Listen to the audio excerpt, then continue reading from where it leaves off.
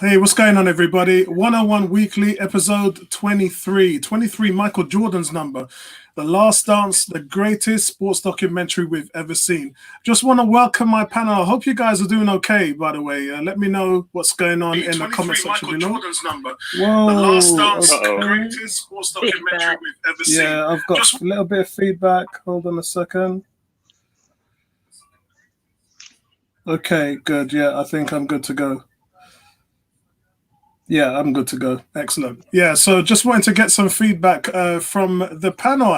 Guys, how you doing? How's your week been? I know some of you weren't with us on Wednesday night. I think it was only Tony. But Bertram, how's things been on your side over the pond in New York? Things are improving in New York. We always start the session talking about Corona and the situation. The death rate in New York has come down quite a bit over the last couple of weeks or so. So there's much more cars on the road. People are, I think they're feeling more comfortable and socializing a little bit more. We still have to wear a mask in public, still need to maintain your distance, still to maintain your cleanliness and all that. But look, we'll see what happens. They're opening up all the 50 states at different degrees. I think New York City is not fully there yet. But the question is going to be after one has gone through the process of not social distancing as we have in the past. What does that mean in terms of infection rate? And what does that mean ultimately in terms of people not being hospitalized or ultimately dying? So we'll see what happens. Yeah. But otherwise, things are good. We're locked up as usual. Yeah, there's a lot of developments there which we're going to talk about. I'm getting another connection from Tony. All right, let me just put this one in. We got two Tonys at the moment. Let's take that one out. Excellent. Thank okay, you. cool. Thank you, bro. And Ebony, how's it going with you? How's it going on your side? How's work? How's your week been? Yeah, work's fine. It's a bit quiet. As you know, I work in transport, but it's been dead practically. But over the week, I've noticed also that there are a few more cars on the road because things have been relaxed. Today I saw in a park near me, it's just a plethora of people just sitting down in the park sunbathing, and there's no distance kept. But nonetheless, otherwise, lots of working out and work, and just chilling really, and reading a book that I've had to that I'm going to review later on. So yeah. Good, yeah. I'm catching up with, in saying that for myself, because I haven't even told you guys how I've been yet. Who did we lose? We lost Tony again. I've been catching up with my writing as well and my movie reviews and TV reviews. I haven't, since I've been doing the Lockdown Daily on YouTube, I haven't had any time to do writing, which is a passion of mine. As you know, I'm on the Writers Guild, so been able to upload a couple of movie reviews. And at the same time, I'm in the middle of setting up my second YouTube channel.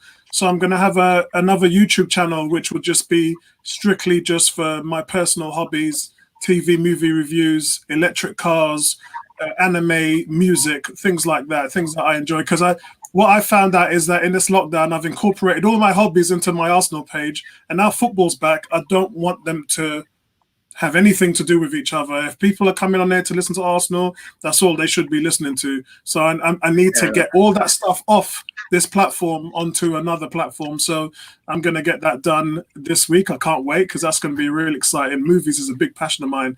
But outside of that, it's a long weekend, so I'm just enjoying some TV. I'm catching up with Homeland at last. And I'm just trying to kick it back. Barbecue's on outside. Wife is finishing it off. Big shout out to Wifey. Big shout out also to 18 in the chat. 18 saying, I can't wait to see Ebony. Daniel, nice one, my brother. Nice one, my cousin, actually. And Cool K, nice one, man. What's good to you as well, dude? African Guna, how's your week been? Week's been good. Watched a little bit of some German football. Obviously, watched Dortmund annihilate yesterday. And Bayern part two.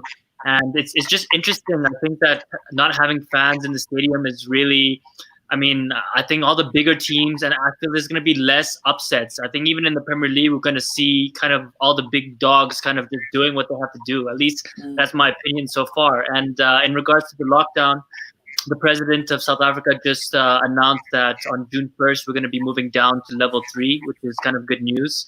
Alcohol is going to be sold again. So I think people are very happy with that. So yeah, things are progressing here. It's funny. I'm not sure whether you're aware with what's going on in the UK. We were at level 4 for a long time. And then we went to a level 3 about 2 weeks ago. And today Boris Johnson's announced that we're dropping to a level 2. So in the UK, we're going down to the level 2. And then the level 1 would be on the 4th of July. And that would be hospitalities like restaurants and things like that would be open up. So a lot of things are coming back to normality at the moment. But yeah, it's really great to see you, man. And you know, you and Bertram obviously are not in the UK, so it's good to get the insight in what's going on. Tony, how's your week, man? And Tony, what's been going on with these with school as well? Obviously, everyone's had emails now saying schools and colleges are open. Big shout out to my wife, Lisa. Nice one. Yeah, hello, Lisa. Hi, Lisa. Well? Thanks for finishing off the barbecue, buddy. Yeah, I'm doing really well, Apollo. I'm doing really well. Schools are going to be opening back up 1st of June, apparently, but it's only 3 years, and actually, I call it 2.5 years. I was involved in a discussion with some educationists today about it, some worries and frustrations, much like footballers. You know, some teachers are worried about contagion. They're worried about PPE. You know, there's a lot to unpack when it comes to going back to school. But, you know, just to give you a very brief glimpse into it, schools have never closed. Schools are still open. They've obviously still been open for key workers. Yeah. And although it's not huge numbers, the school teachers are not wearing PPE in those schools. Oh, my word. So, but having said that, Apollo, I know it sounds like an absolute disaster, but my ex-wife was working at St. Thomas's on the same ward as Boris Johnson. Yeah, I remember. Full PPE. 2 nurses were found to have COVID, contracted COVID. So PPE is no guarantee that you're going to not contract this disease. Because think about it, over 100 nurses and doctors have died from COVID. And those are your most protected frontline workers. So there's no guarantee. Bus drivers have died. They're behind a glass panel. Yeah. You know, so there's a big issue here over what is actually going to prevent you from getting this thing, over what you should have by way of preventative material. Obviously, Bertram is aware in New York, everybody's been instructed to wear a mask, whereas we're here in the UK, there's no instruction for that because we've been told it's not necessary. Yeah, and Tony, a friend of mine who he didn't go to Neasden, he went to Willesden College, so he went to my college. A friend of mine who had COVID, he was actually tested for antibodies to find out if he had it afterwards, and guess what? No antibodies. No. Wow, this thing is it's not going to go away. There's still a lot of questions to be answered, and therefore that's what causes this huge confusion, and that's why you end up with scenes like Southend Beach with thousands of people standing in just going, we don't know what we're going to do. That was mad. So listen, let's just have a quick update around and talk about the events of the last week. So Bertram, Andrew Cuomo has said on Sunday today, he said that professional sports leagues can now begin spring training camp if they follow the appropriate guidelines. Do you think that's a great idea? Do you think New York is ready for that? Look, I think people have gotten to the point of saying you can't be in your house 24/7 anymore. You have to make some decision. You have to live. It's almost as if you have this conundrum, which is, if I go out and socialize and engage and intermingle, I'm going to catch the virus. If I don't, I'm probably going to starve because I don't have any resources. I don't have any activities which are live. It's all reruns, and we've exhausted reruns, whether it's movies and or sports. So you do have to make a decision, which is, gradually trying to reintroduce things, because people have realized that having about 40 million people unemployed is just not sustainable. Yeah. Right? Yeah, I think it's going to be like the flu in a sense. People are saying, you know what? People die from the flu. They had a pandemic. The world still survived. They're making this decision, which is the most important decision you can make. You live or die, frankly. And I think that's the struggle, which I'm getting some feedback. I'm not sure it's from you, Apollo. But that's the struggle, actually, which is we're not, look, I mean, you can have the sports team practice. They can practice with discipline and practice protected. The bigger question is not about the sports team and them engaging, but they have enough resources to test themselves and being in sheltered environment. The question is more around fans. Do fans return to the stands, or do fans stay home and you just watch the sport on TV, which then takes away from the whole vibrancy and ambiance of a stadium environment? So we'll see what happens. It's a difficult decision. It is. And today we've heard, I'll just do the updates quickly before we go into the main topics. Dominic Cummings was found out to be, I think this was in March. He's got a track record. More than once. Yeah, more than once. He's got a track record of not applying to thinking the rules not apply to him anyway. But he drove 260 miles away from his home in London to visit his parents at the height of the restriction. Remember, guys, this happened in Scotland to one of their main cabinet members, and she quit the next day. This guy doesn't seem to be quitting. So but Boris Johnson had that that Downing Street talk that they have every single day. And basically, just to put it in context, he gave Dominic Cummings a bly. And I don't know whether it's because he has something over the government. He's got some dirty secrets over the government. But basically, what he said was that that he did the best. He acted on his tuition, and any responsible father would actually do the same for his children. And I'm sorry, but if you're in that position where you've had coronavirus, or you've got it, or you're suffering the last effects of it, and your wife is too, and you want to secure the safety of your child, then he's got family in London. He could have actually taken the child to one of those people, but I just think it's an excuse for him just to go and have a fancy. To get out, exactly. Yeah. To go and meet up and get out of the house, and we've all been there. On top of that, guys, some more updates. Football related, you guys know N'Golo Kante decided to stay away from training as well. You already knew that because we discussed it. But the Huddersfield owner, Phil Hodgkinson, and now we're talking about championship teams. The news are that over 50 to 60% of clubs there could go bust. Now, we know that the Premiership gave them 125 million stimulus package from the FA, that was, not from the government.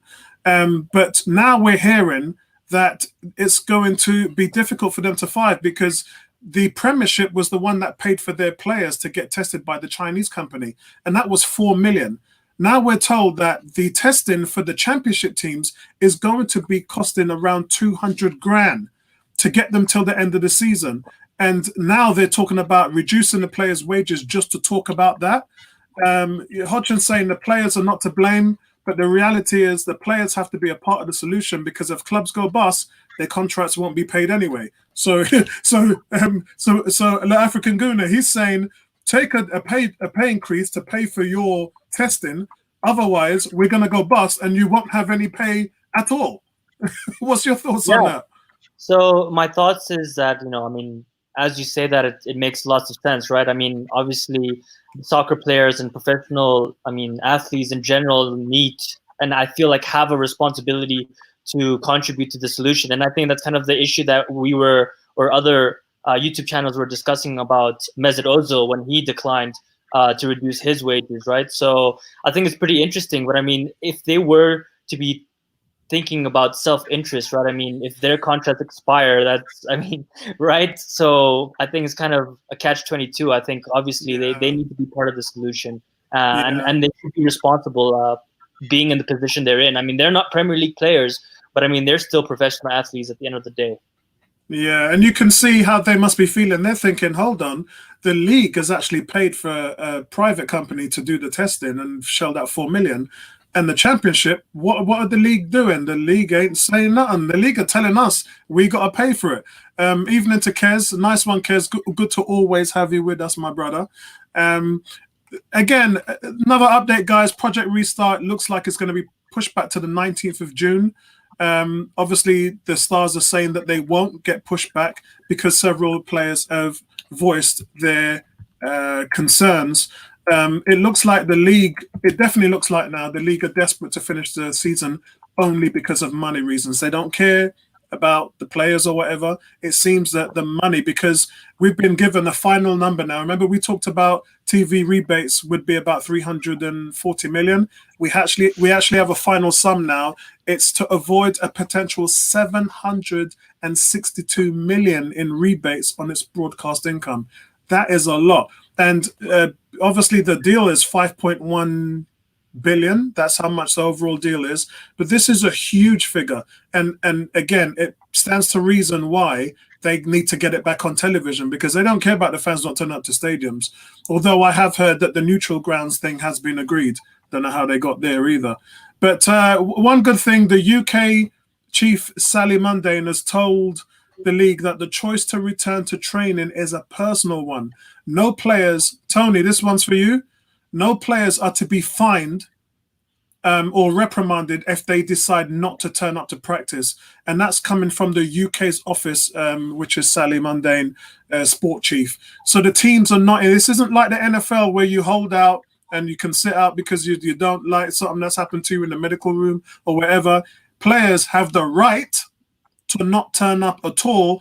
And on top of that, Tony, the sticking point, which is the waivers, still haven't been signed, and there's no solution there. What's going on there, Tony? Well, as I said, I mean, that's still gonna just be, in my estimation, that's gonna boil down to a small minority. It's a bit like teachers. Again, there's a similarity there. Lots of teachers, no teacher is forced to go back and return to school. If you feel that your health is at risk, and don't forget, if you're black or mixed race or Asian, you have a slightly higher chance of contraction and a negative result of having this thing. Yeah. So all these things have got to be weighed into consideration. I just think at the end of the day, there's going to be enough people will want to play. Yeah, I noticed you mentioned the other day that there was a lower number of players attending the Arsenal training ground. I'm sure by the end of this week coming, that number will be right up. And there's probably going to be 4 or 5 players missing. Yeah, and you notice when you see the footage of the training pitch, you see there's a number of under 23s involved. Yeah. Yeah. So the squad is automatically bigger. Yeah. So if you've got 5 or 6 players who weren't in the original squad, or who are in the original squad who've decided, you know what, I'm not turning up, I'm not having this, your Troy Deans, etc. You just promote 5 players from the under 23s. Yeah. Who happily play. Because that's their golden ticket potentially for some of them. Yeah. So it's a good point you raised there. So if you're on it's a good point. If you're an academy player, you need to get your ass into gear in the training ground. Sure. Yeah. There's going to be opportunities. Even some of our loan players, like Saliba. He's just finished the season, but he technically could play for us now. Yes, of course. His league is over. Our league is continuing. He's our player, so technically he could be playing for us in our first game. Yeah. Very true. What's that? And he's registered, right? So yes, I mean, exactly. hard about that. So yeah, definitely.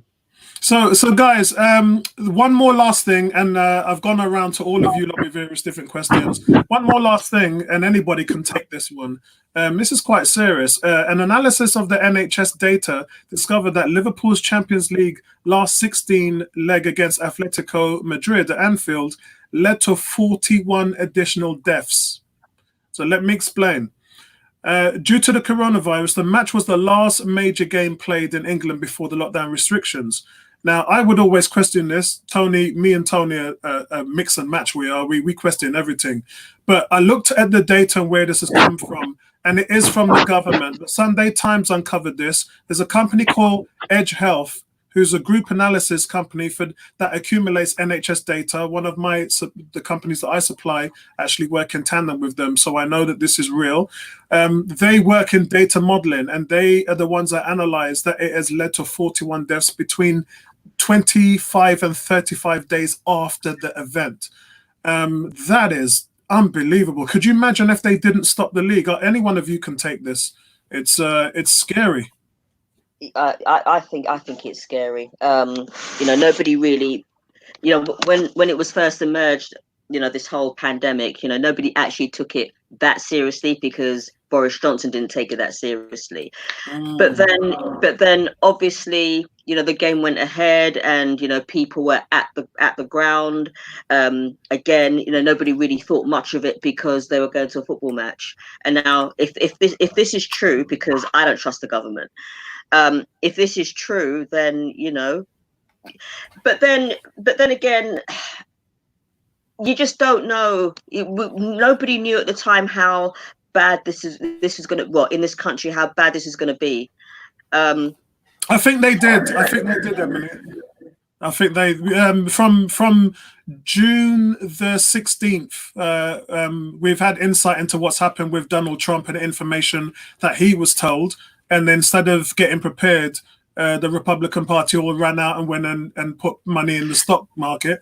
And then we also know, well, I personally know because I know someone who works at Number 10. We knew that the UK government knew, and they realized how bad it was. But I think they were afraid because our infrastructures, both in America and the UK, were not ready to deal with it. Both countries were thinking about money.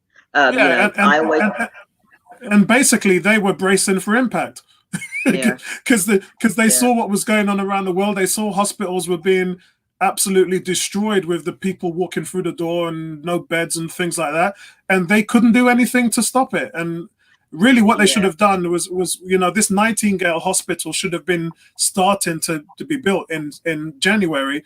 PPE orders and supplies should have been started. Instead, it was March. Remember in 2016, October 2016, the government went through exercise sickness. And that would have actually taught them, that should have actually taught them how to deal with a pandemic. I know this was the flu pandemic that they referred to back in October 2016, but nonetheless, a pandemic is a pandemic, whether it's flu or whether it's coronavirus. They could have actually kick-started that way back in December or January when they knew about it, but they didn't. They just let it run to the point where we're here now. To the point of we are in this position now where we're actually looking at people sitting in parks going, "What are you doing?" If the government had actually implemented exercise sickness, we would be in the same position as South Korea. And South Korea, from my understanding, are out of it. I think that the thoughts that I can see Bertram's face there, I can see what he's thinking. Me and him have talked about this quite a lot. Me and Bertram has always alluded to the fact that they knew what was going on. They were afraid, and they were mostly afraid of the economy. The UK more so, but in America, Trump knew that regardless of what he was talking about in his policies and winning the election, the economy was the only thing that would give him a chance to get re-election. And a lot of the governments, UK and US, just realized, hold on, if we shut this all down now, what's going to happen to the economy? So that might played into it as well.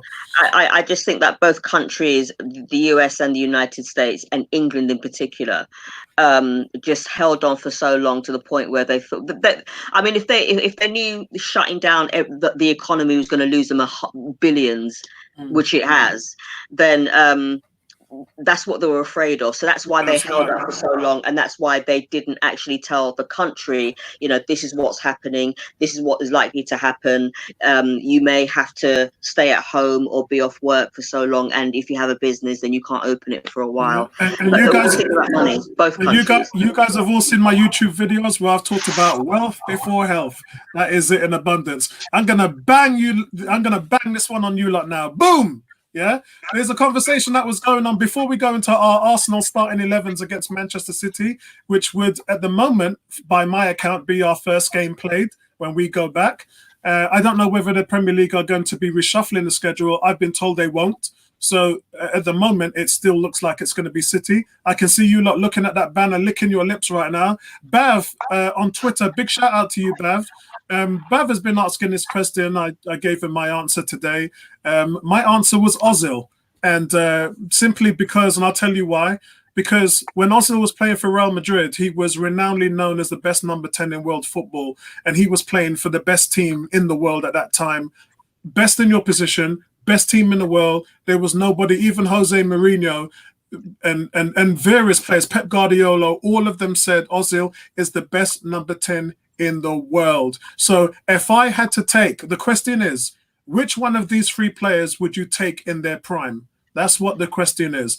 I went for Ozil. I'm going to go around to all of you guys now quickly to get your insight, your answer, and why. Bertram, who would you take out of those three players and why in their prime? KDB. I think KDB is the total footballer. There is the one thing about an offensive player who does nothing but play offense and jog the whole game, even in his prime, versus one who plays both sides of the ball, who puts the ball on a dime, who scores terrific goals that we have experienced when we played them last. He's the complete footballer in the prime of his life. And when his career finishes, will be deemed one of the best footballers, midfielders ever to play the game. He has the complete repertoire. He can use both feet, even though he's mainly right-footed. So when I look at all three, look, I'm a big Fabregas fan. I have a Fabregas shirt. I'm a big Fabregas fan, I think. When you go in at 16, sort of dominating at that age, I think he got lost when he went to Barca. I think that affected his career and how he's viewed, holistic in his legacy. If he hadn't gone to Barca, he would have been viewed as probably one of the best, if not the best, Premier League midfielder, but that's gone by the wayside. Yeah. Ozil in his day at Real Madrid, you're right. But you have great players running around you to feed the ball to, and you always dominating the ball. When you dominate the ball and you always have the ball, look, not taking away that he's not a very, very good, technically gifted footballer, but other parts of his game are lacking, and I can't give you the best. I'm going to make a digression here and say something. I think today the best footballer in football is Van Dijk, period. And we'll get to that discussion on a future point in time for a lot of different reasons. So we talk about Messi and Ronaldo and Mbappe. If you look at the total of football compared to his peers, compared over time, it's exemplary. And I think if you look at KDB's qualifications, how he plays for Belgium, how he plays for Man City, how he's progressed through his career, I think he's better than the two at their prime.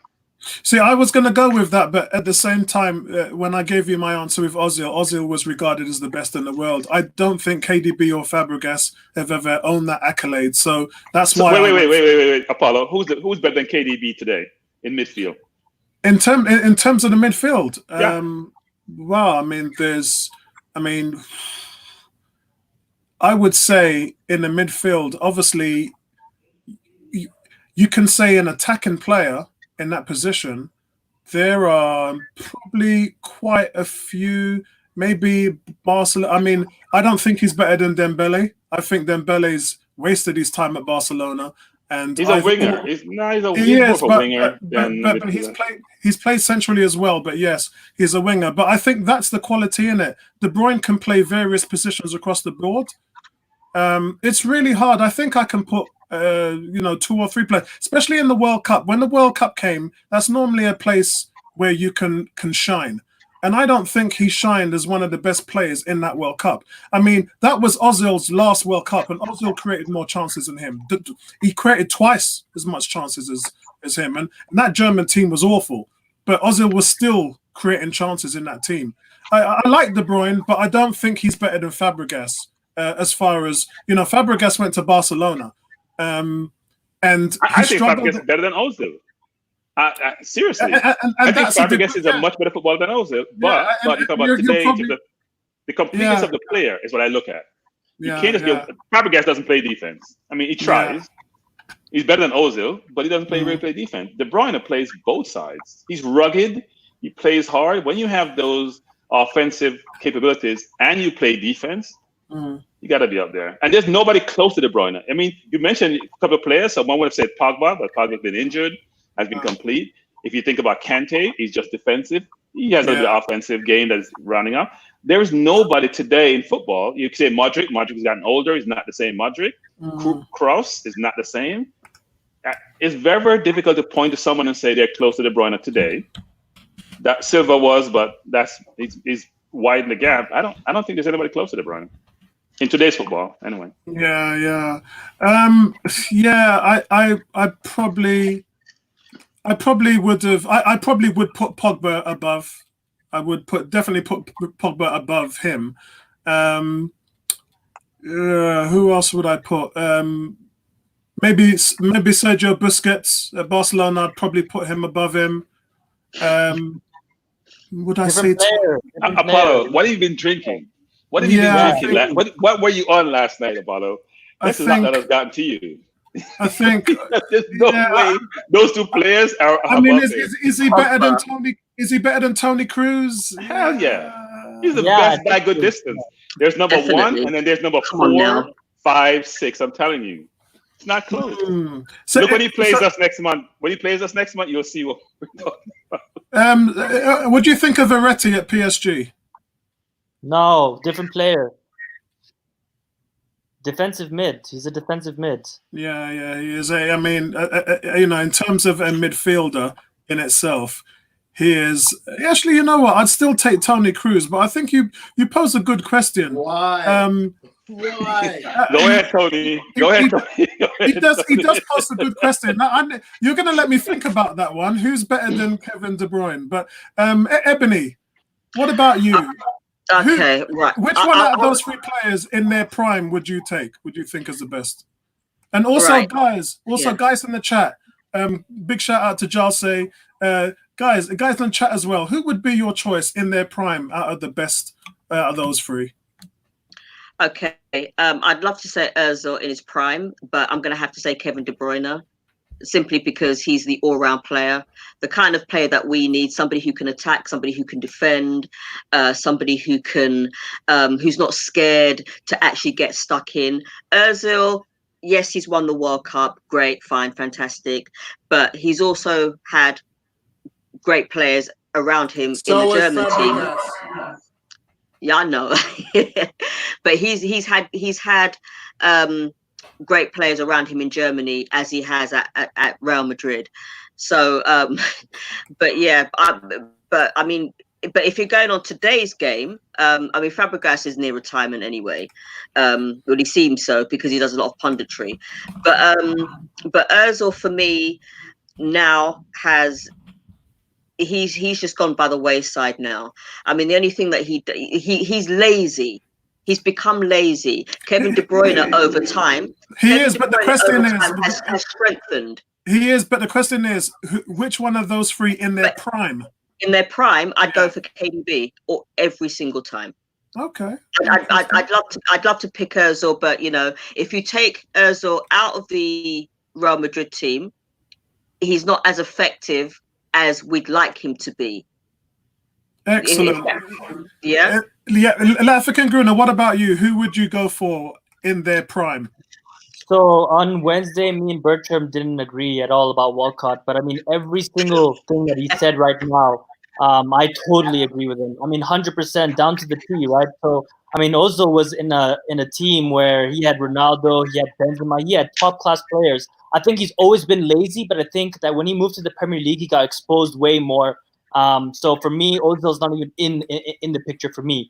KDB, on the other hand, I mean, definitely that's my choice that I'm going with. I mean, complete player. He scores goals. He defends. He's a leader. I mean, he's one of those players. He's like a Eden Hazard for Chelsea, right? He's a game changer. He's like a Sanchez. He can just take the ball and turn the whole game on his own. And that's the type of player that costs 100 million plus, right? So for me, and in regards to Fabregas, I mean, obviously, I loved seeing him at Arsenal. I mean, as a 16-year-old, he was a great player. But as Bertrand said again, when he went to Barcelona, that kind of just killed him. I think if he stayed at Arsenal, 100% would have been one of the best players, midfielders in the Prem, and definitely an Arsenal legend. That's just my opinion. I think when he went to Barcelona, he didn't get enough playing time, and there were just too many other players that were at the same level as him. So he just didn't get that opportunity. A bench warmer. Listen, he wasn't a bench warmer. he was not a I bench think he warmer. was You compared need to his look at time the at Arsenal. stats. I think he was. Well, I'll say this. It wasn't that it was a bench one, but think about this. You have Iniesta and Xavi, two of the best ever played to put on a pair of shoes. And then you have Busquets in the back. He played above one of them. No, he didn't. No, They he didn't. they used to play almost a 4-4-2. Who played in the World Cup final? He came on. Iniesta played both in the World Cup final.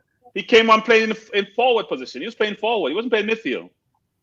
He played forward. Go back and check. He wasn't playing midfield. He couldn't force his way into the Busquets, Iniesta, Xavi midfield. But to be fair to him, they were existing players. They have, they've been there for a while. They are awesome players. Look at any top 20 midfielders of all time, and Xavi and Iniesta are in that mix. Not necessarily Busquets as much. The defensive midfielders don't make that list that much. But at the end of the day, Fabregas was ridiculously good. Slow as a snail, but when he has the ball, his vision was impeccable. Is it my turn? Yeah. I love you, Bertram. And everyone, just so you know, I'm wearing that retro top today because we're talking about great players, Notice that one there.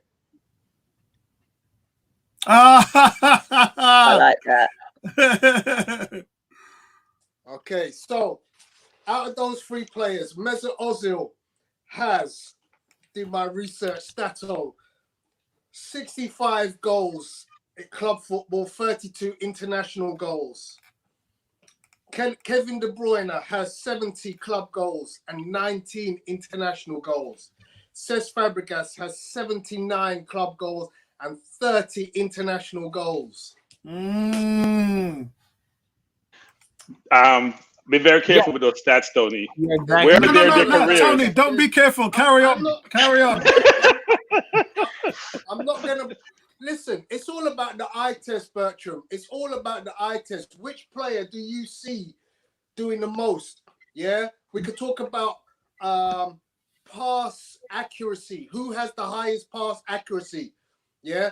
All three players have got very good pass accuracy in their prime. Yeah? We can say who was a general. Well, quite clearly, De Bruyne is a general and Cesc Fabregas was a general. So much so that he was a captain of one of the greatest teams that ever walked the earth, my Arsenal. Yeah? And I would have brought him back when we had the chance from Barcelona, and I would have made him captain again. He was that good because he was an influential player. He could turn the game. Do you remember the goal against Spurs from the kickoff? Oh, when he dribbled on kickoff, when he dribbled past the whole team. Yes. I remember that. Yeah. Do you remember the FA Cup at Wembley where he scores a screamer? Spurs at 30 yards.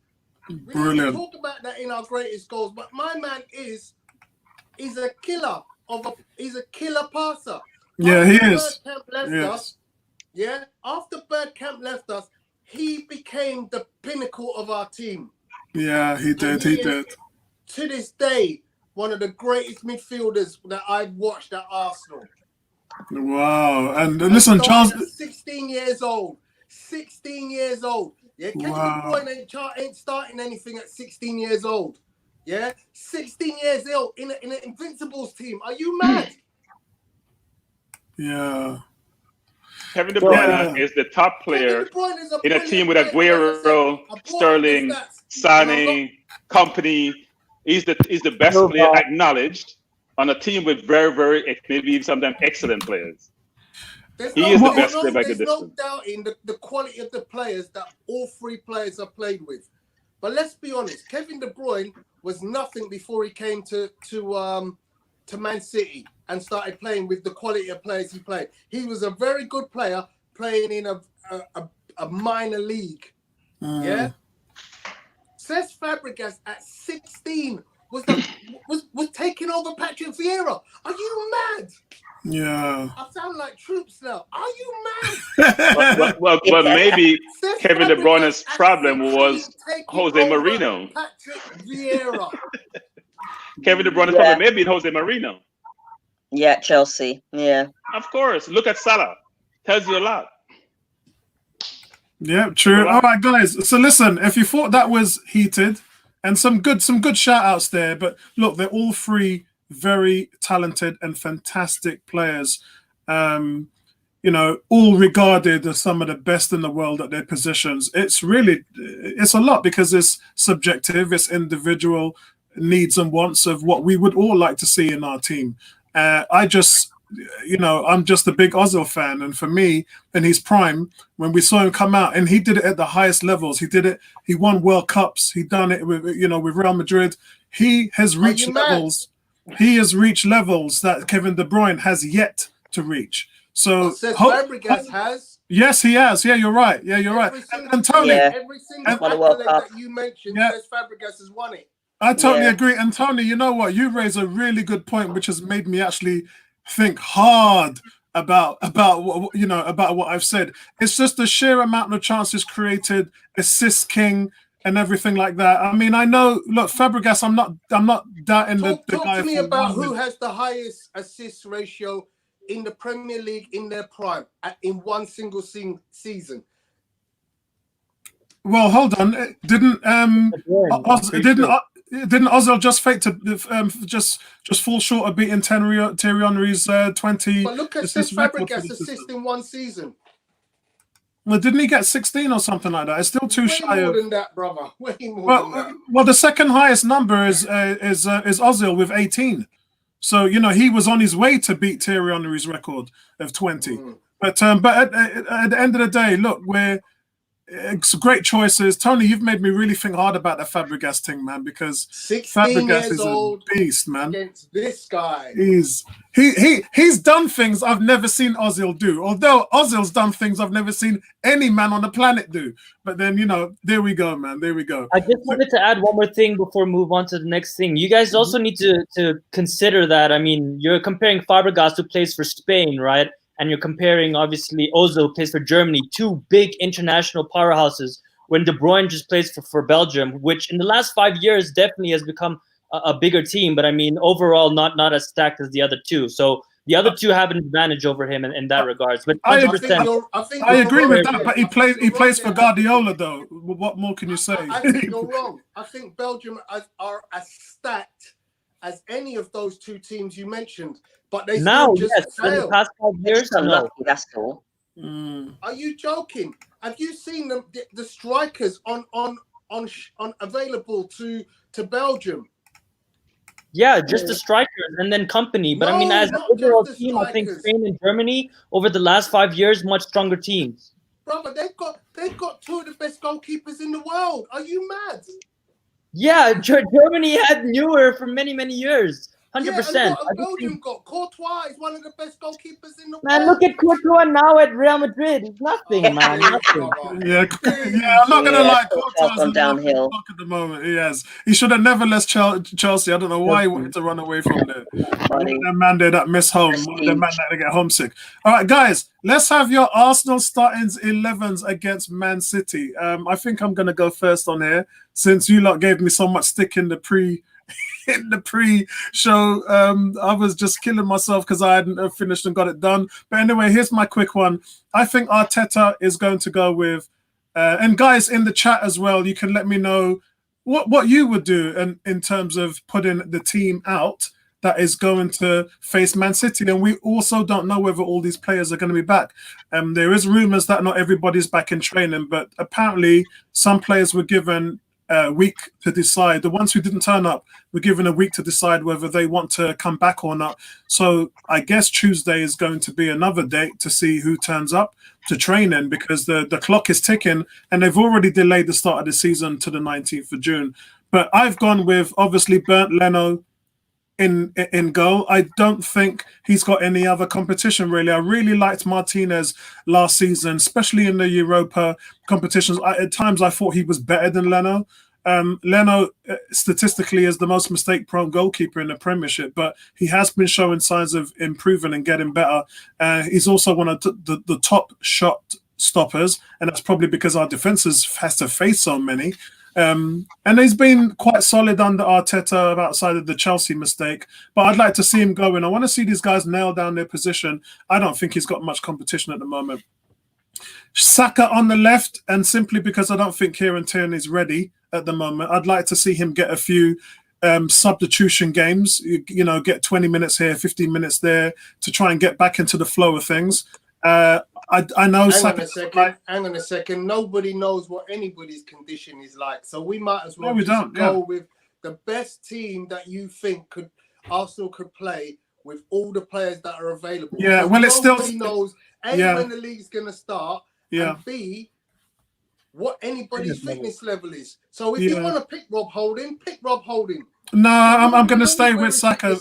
I'm going to stay with Saka because you guys heard me screaming about Martinelli in the chat room. So I'm going to stay with Saka because I don't really want to put Saka wide left. I think Martinelli should be there.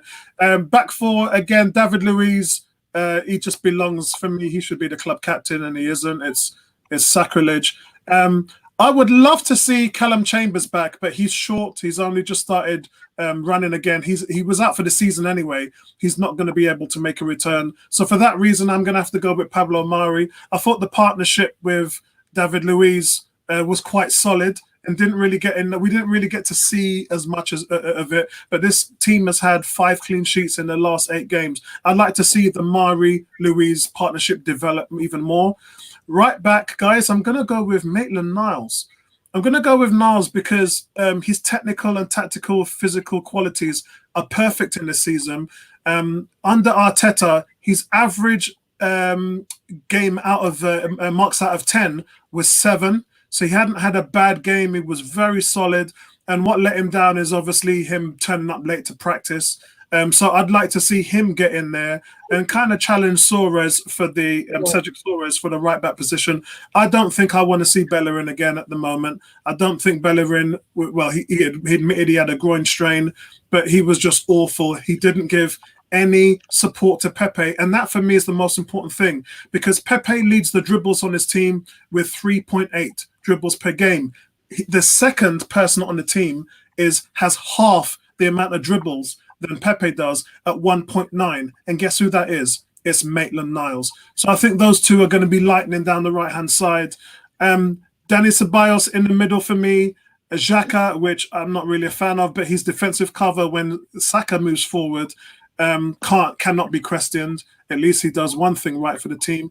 And then Ozil, because that Ozil and Ceballos partnership in the midfield has really helped the strikers getting into their stride. And up front, I'm going to change it. No Aubameyang on the left for me. I'm going with Martinelli. As you guys know, we have to play this kid.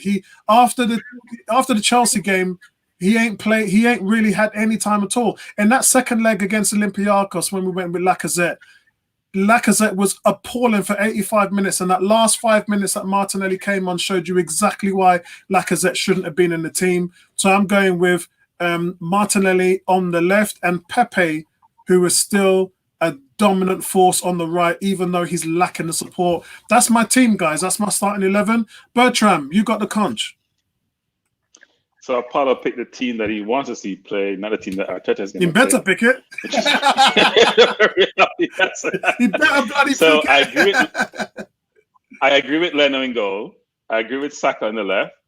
I think he'd play Luiz and Mustafi in the middle.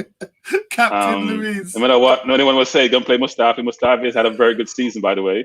Because of his error-prone ways, especially on Arteta. He has made any mistakes on Arteta.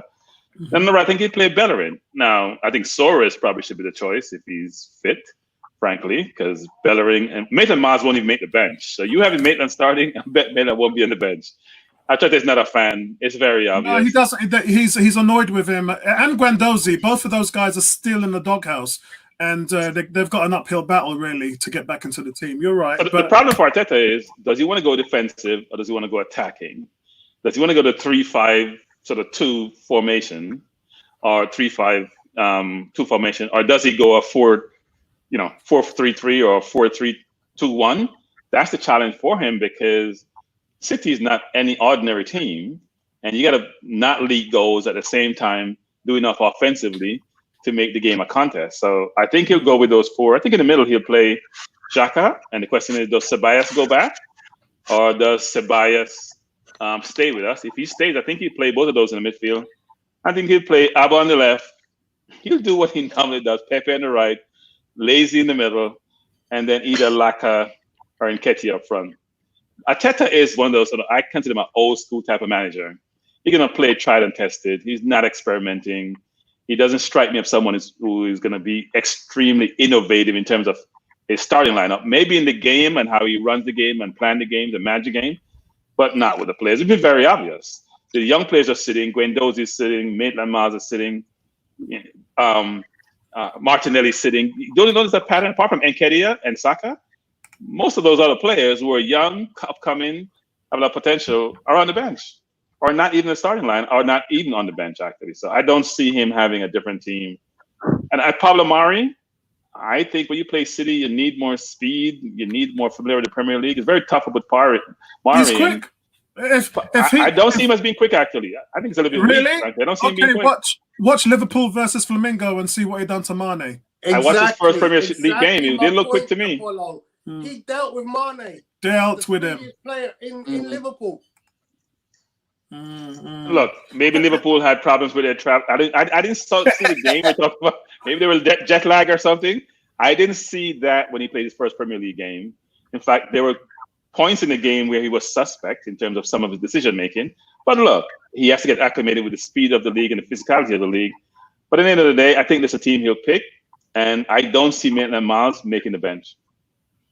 I mean, it depends if he's on. It depends really if he's still in the doghouse. But I have to pick him because of what he's been able to do in that system. He's played better than Bellerin. Anybody actually who's been at right back this season, and we don't know Cedric Soares. I'd like to actually see Soares, but I think I want to give the young black kid a chance because I think he's been solid in that system. Dude, he's had chance all season, man. What chance are you talking about? He's been playing all season. I mean, he's had his chance. Don't say that. He's had his chance. Just right. I wanted to make sure everyone knew that. Right. What's your starting 11, Ebony? All right. Okay. I'm going to go against the grain. All right. In goal, I'm going to put Martinez there. Okay. I don't trust Leno. He's too random for me. He's too indecisive. He's almost cost games. He dawdles on the ball too much. Yes, he's a better shot stopper, but I think Martinez controls the area better. All right, so I'm going to talk about Liverpool in the cup then when he let 5 in. Yeah, but normally that was a mad game. But that was a mad game. But overall, I just think that he for me he's better all round. But then I expect people to think that's controversy. No, you've been a big supporter of Martinez, and he is a good goalkeeper. He really is. He just had a bad game. He ain't going to be sold this summer. I can tell you that much. They're definitely going to keep him. He needs to be kept as a decent backup. In defence, on the left, I would put Saka there. I think he's been immense. I don't know if Tierney is going to be well enough to start, but I'll put Saka there anyway. Yeah. My 2 centre backs would be David Luiz because he has been the most consistent defender. I'd also put, as much as I don't really want to, I will put Mustafi there because he seems to play better with a better player. On the right hand side, I would put who would I put on the right? Who would I put on the right hand side? It's got to be Pepe, isn't it? Maybe Pepe. But I'd actually have him a bit more forward, actually. But right back. Oh, you play him in the number 10. You're going to become good friends with Bertram later on today. Then Reece Nelson's been fantastic since he started. Look at that freaking Can he play defensively? Yes, of course he can. For me, he's better than he will be. I give him a try at right back. Okay. In the middle, I'd put Torreira there. Ozil can sit down because he's just lazy. All right, so sorry. Hey, Bertram, you find a friend. Well, I mean, Ozil. Think about Ozil playing against Man City, where we have to. All the 11 players have to work. Even the goalkeeper have to work. You're gonna play with 10 against Man City. You're losing from day one. Ozil would be like, in Narnia. So I'd have Torreira. Guendouzi, I'd have there as well. Who else would I have? Who else would I have? Can Suarez play in the middle? He's Suarez. Who? Suarez. Suarez is a right back. Okay. Yeah. I'd put. Oh my God. Has everybody not named 13 players already? Yeah. This is difficult because oh God. I'm sure you've named 11 players already. No, I haven't. Because I need to name my two up front. Martinelli. Playing rugby here. Martinelli. Yep. And there's one more to go in the midfield actually, but I'll get back to you on that because it's difficult. Martinelli, and I'd also play Aubameyang as well. Excellent. Yeah. So no Lacazette, no Nketiah. You've done what I've done. I've put Aubameyang back into the anchor position where he probably should have been from day one. Aubameyang is better for me. Aubameyang is better as a fox in the box. As I agree. Because he doesn't do it. Because he doesn't do nothing outside of that area. I mean, he overlaps well with Saka, but he's wasted out there. He's not a good technical footballer on the ball. He's not a great crosser at all. So that's why I have him as a fox in the box. I mean, for me, Martinelli has to go on that left side. Yeah. Martinelli and Pepe's ability on the flanks far outweigh what Aubameyang could do. I just think Aubameyang's wasted there. I would put him right back into the middle and let him give him only one job. Don't create, just get on the end of everything and score. Yeah. African Guna, what's your starting 11, bro? Cool. Yeah, no, I'm gonna go for the one that I obviously would like to see. I mean, in goal has to be Leno. Obviously, not really happy with his distribution, but I think, as you said, Apollo, he doesn't have much competition, to be honest. So I'm happy with him there. At left back, I'd like to see Kieran Tierney. To be fair, if Saka starts, I wouldn't be fussed at all. So either of the two, I'm happy with that decision. My center back pairing would have to be David Luiz and Pablo Mari. In terms of your comment about captaincy, I'm sorry, I still don't trust him yet. I still think he has mistakes in him, and I think that Aubameyang is the rightful captain. I mean, David Luiz just came. It's been, half a season, and you're already talking about him being the captain. Not for me. At right back, I'd like to see Cedric Suarez. I mean, you definitely made me and Tony. That's probably the hardest I laughed when you said Maitland-Niles. I mean, this guy's had chances since last season, right? I mean, he's just not reliable. He's still a kid. I think obviously he doesn't enjoy that position. And but let's get it straight. He's played fantastic this season. Yeah. Again, you're more of a stats person than I am, right? I make judgments based on performance and what I see, and from what I see, I just don't think he has his head in it, and I still think he needs a loan out. So for me, it has to be Cedric Suarez. I mean, he's fit and he could be raring to go, right? Premier League proven, so I'd be happy with that. Yeah. Now my center mid pairing has to be Lucas Torreira and unfortunately Granit Xhaka. But as you said, Apollo, we know that under Arteta's system, he covers that left back position really well. So I mean, right now it's suiting him, and I'm happy with him. So that would be my two in the midfield. As Ebony and Bertram said, Mr. Lazy can continue sitting on the bench for me. I mean, definitely against Man City, that's like the worst time you could play him, right? I mean, yes, if you're gonna experiment, play him against the smaller teams, but against any of the top four, definitely he can be playing, for me at least. So I like to see Ceballos play there. I think he'd be able to give the running to us. So the three in the midfield, I think, would be able to do a lot of the running and the defensive covering. Now, right mid, for me, I mean, Reece Nelson, he doesn't have the end product for me, so it has to be Nicolas Pepe. I mean, we're still waiting for this guy to reach his maximum gear, and I'm hoping that, the last 2 months he's had some time to kind of work out in the gym and, become more physically present, because we need that presence. We need it. And, yeah, so as everyone else said, for me, Aubameyang needs to play up top. I know Lacazette is going through some, I guess, personal issues, and he was also not playing really well at the end of this before the lockdown, right? I mean, he's really struggling to find his shooting boots. So I think he needs to be kind of pushed out of the team for a while, maybe come on as a sub. But yeah, Aubameyang, I mean, he's our star striker. He needs to be playing up front for me. And yeah, left wing, my favorite player this season to watch, and definitely future star, Golden Boy winner, Martinelli. So that'd be my starting 11. I mean, I don't expect to beat Man City, but I expect us to put a performance minimum. I think there's a common theme between yourself and Ebony and myself, who have gone for Aubameyang at the point.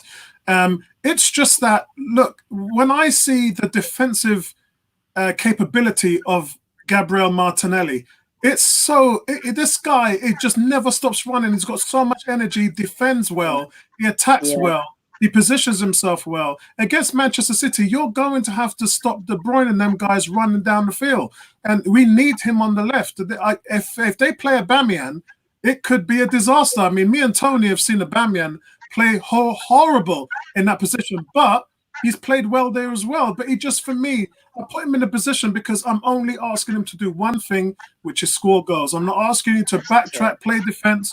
I'm not asking you to create assists and play the overlap. I'm not asking you to do something that you're not really comfortable doing or you're not really great at doing. I just want you to score goals. But looking at 18 is saying he's going with Leno, Tierney, Luis, Mustafi. Okay, Mustafi has improved. I'll give you that. Suarez, ZAHA, and Lucas Torreira. He's going with Ozil to complete that front three, and then the three up front is Eddie in the middle, and again Aubameyang on the left, and then Pepe on the right. Who else has got their teams out? We've got Kez. Kez has gone for Leno, Maitland-Niles again. Big shout out to Maitland-Niles, Louise, Mari, Katie, Kieran Tierney has a second Kieran Tierney one there as well. He is fit. But again, and look, in the long run, I agree. I would rather see Tierney at left back. I want Saka to play up front in that left. I want him and Martinelli to have some fun. I actually would want to see Martinelli play in Ceballos' and Ozil's position. That's what I think his future is. I want him sitting behind the striker in that number 10 floating role, and I want him to creatively a part in it and make late runs into the box. That's where I see his future. I really do see him as a Cristiano Ronaldo type player where you can just flood him in attack and let him play all across the board. So I'll say this before you go to Tony. Your question was, what team do we expect, not what team you prefer to see? What team would what team you expect to see, not what you prefer to be? There's a difference between our expectation based on our Arteta selection policy and what you prefer to see. I am a Martinelli fan. I think he should be first on the team sheet from preseason through now. He's not the favorite player by Arteta. It's very obvious. Yeah, he after that Chelsea game, as I said, when Aubameyang had this pre-game suspension, after that, he has not played Martinelli at all. Apollo, he was injured, right? So don't forget that. It's not that he wasn't chosen. I mean, he wasn't on the period, right? So that's it was really a slight. It was a precaution, wasn't it? It was a slight growing pain. Yeah, so it wasn't long term. But he the only chose him frustration because Aubameyang was injured. That's was not injured, but was on the red card. He wasn't playing him before that. He wasn't playing him before. And we've seen this 18-year-old Hadland at Borussia Dortmund bang goals in when our guy was doing the exact same thing. And everyone's going crazy about their guy, and no one's talking about Martinelli. It was just really frustrating. But he's gone for Ozil, Laka, Pepe. Oh wow, okay, so big time, Kez. That's a decent team. Lacazette again. Remember the video that I uploaded this morning that said Lacazette should get his chance. So you've gone with that, so that's fair enough. Kez also says Maitland-Niles has been great under Arteta. Alex is saying Maitland-Niles has had a good season. 18 saying he's had a great, and he has. Look, I do the player ratings for every game. I do all that analysis, and he has not had a bad game. His overlap's been fantastic. He takes on players. He runs at defenses, which is why he's second on the team in dribbles, and he's defended better under Arteta. So look, he's in a doghouse. Bertrand and African Guna's right, and Tony. I don't think that Arteta has any faith in him at the moment, but I will say, listen to Arteta's video. His video over the coronavirus said that he's been able to spend quality time one-on-one with every player, and he's got to find the medium between them. He's got to know them better. He's been questioning their ethics and found out more about what he expects from these guys. He didn't have a preseason. I mentioned many times Arteta was only in the job for over 2.5 months before everything locked down. Now has been a great time for Arteta because it's allowed him to put those quality times in to get to know these players. And I'm hoping he's got to know Maitland-Niles better. Look, he's still got a future in the team. We have to see what happens there.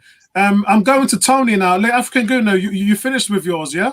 Yeah, just wanted to add one more thing. I think Maitland-Niles is he's not a very serious player for me. I think he's very relaxed, and I think for his age, unlike Martinelli, who's just very very serious, puts his head down and he works his ass off, right? I mean, I don't see that from Ainsley Maitland-Niles, but 100% he has the future. I mean, at Arsenal in the next 5 years.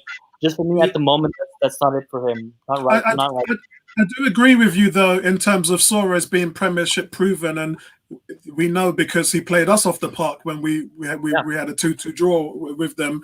And I think with Arteta, you've got to weigh up the fact that he went to get that player. So he obviously, that player fits his system. He knows that. That's why he got him. He's stuck with a lot of players at Arsenal that he knows isn't going to get the job done. The question is, who is he going to offload? Is Maitland-Niles going to be one of them? We don't know. Tony, before you go to Tony, I think we're going to make a very good point, which is Maitland-Niles' body language, like Ozil, he just rubs you the wrong way.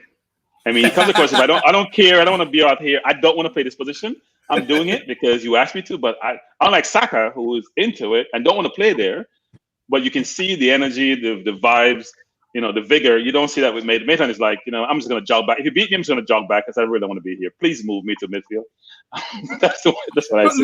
Look, bro, the one time they moved him to midfield, I think it was actually that Liverpool game that was 5-4.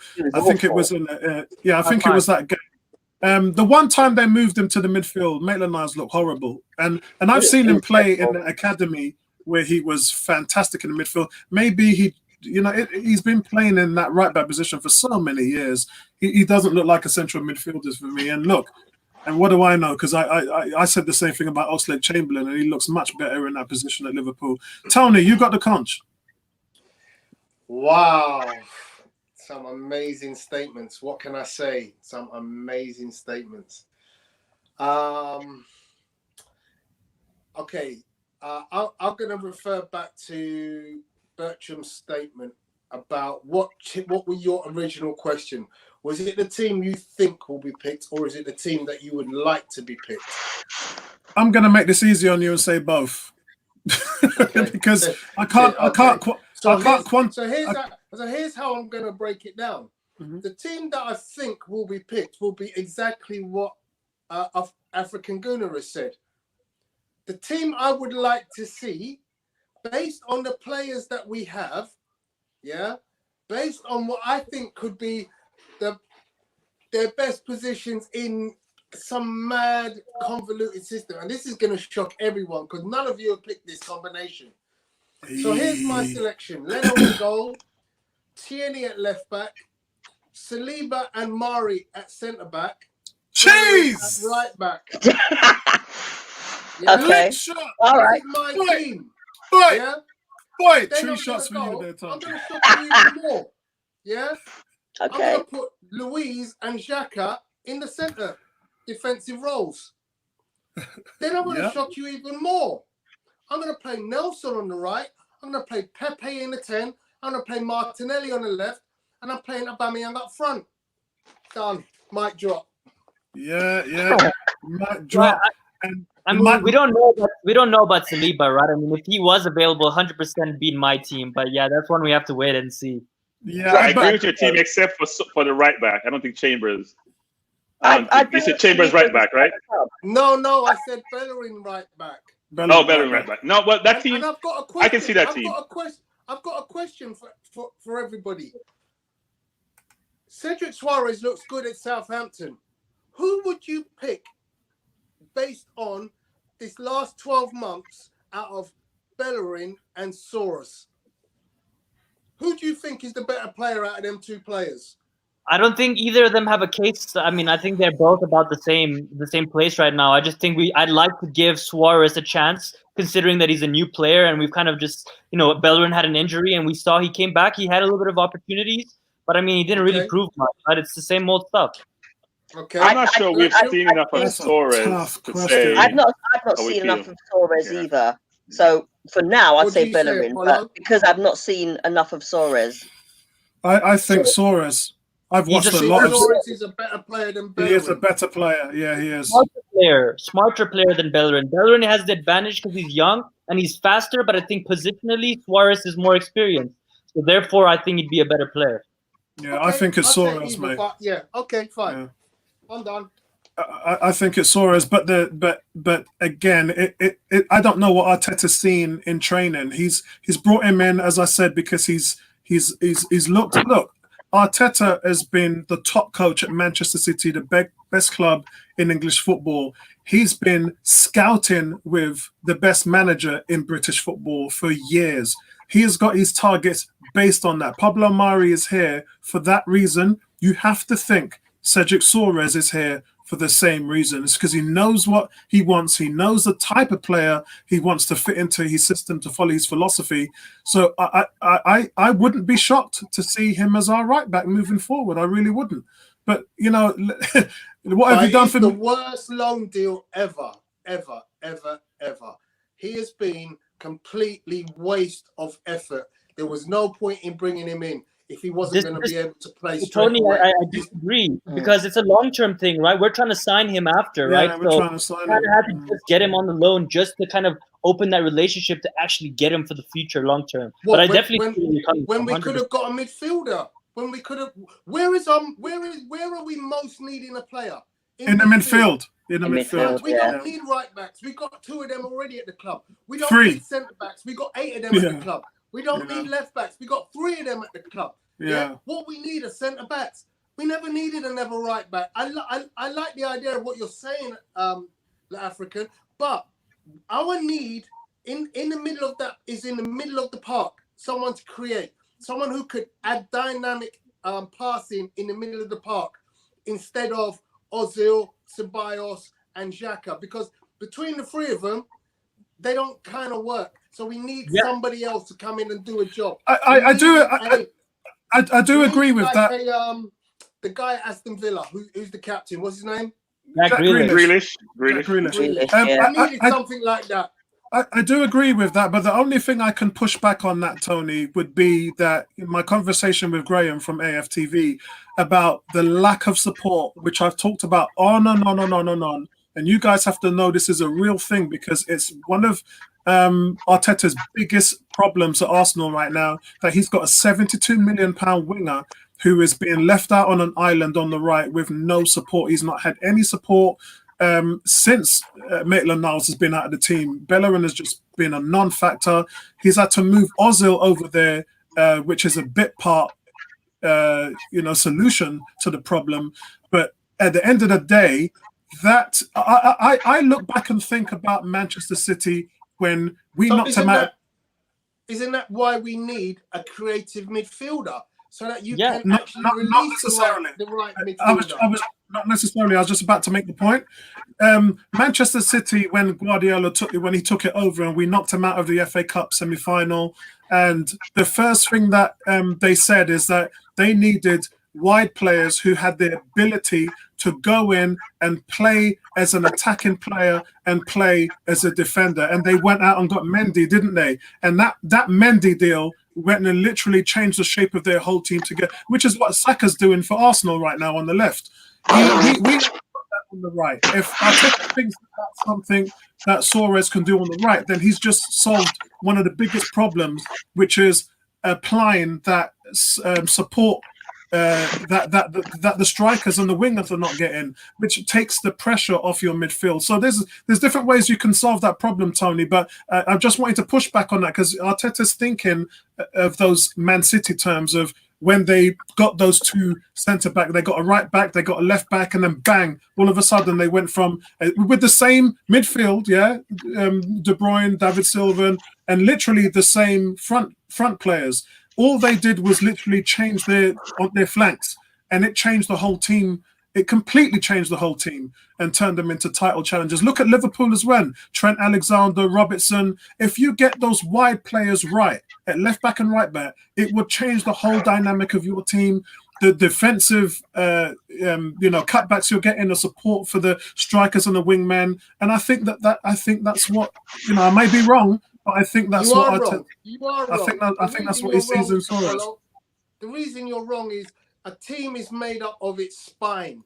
Don't forget the Invincibles, Lehman, Sol Campbell, Vieira, Henry. That's the spine of your team. At the moment, Arsenal has 1 out of the 4 of those positions that you can say that's a spine. Maybe you're right, but I'm talking about something completely different from a spine. Yeah, a spine is a different conversation. But you don't have a spine. You can have Lewis, ZAHA flashing all kind of stuff down the right-hand side. But if you've got nothing down the middle, you're pointless. But I think that's a different conversation, Tony, talking about a spine. Because every good team has a good spine, Apollo. We all know that. I think that's a different conversation. So a couple of things. One is, Tony's asking for something that everyone is looking for. You can't get in the January loan market, which is a creative, dynamic, box-to-box midfielder, frankly, who can be part of that spine. That's what we talk about KDB being a better midfielder than Lazy, because he's part of that spine for Man City. Secondly, there's a reason when you have 2 right backs and 2 who fill in, Chambers and what's the name of the Greek center half we have, who's filling, and you still got to go out and get a lone right back. It tells you have no confidence in what you have, and you think you need a replacement. So I go out and get Cedric, and basically said, look, come here, get familiar with us. When you hit the ground running come August, we'll sign you because you are free, and we want to make sure we are the ones going to sign you and sign you for a decent price. They probably have an agreement already, but can't make it official because of restrictions, league restrictions. But there has to be a reason. This is a Karlstrom situation, right? Talk about the worst ever loan. No, that's worse. There's no future with that player. There's a future here. So I do think there's a strategy behind the decision. But I agree with Tony and about the spine. And guys, Torreira gets overrun against the better teams. We keep talking about Torreira and being dynamic. And he fits hard. He's not in the game against the Liverpools and the Man City. They just go around him like he's not playing. No matter how tenacious he is, it doesn't matter physically and skill-wise. He's not there when they play the very, very good teams. But I'm going to say, that's why I left him out. But I'm going to say to you what I said to Tony. If you're talking about spine, then we're having a different conversation than the one that I was talking about with the wings. And look, when you're a manager, you have to identify and assess every part of your team, whether that's the spine, the defensive midfield strikers. Arteta knows he has a problem on the right. He doesn't have that problem on the left. He's overloaded on the left. Martinelli, Aubameyang, Saka. He has one. Okay, Pepe. He has Nelson on the right as well. Ebony even talked about Nelson playing right back.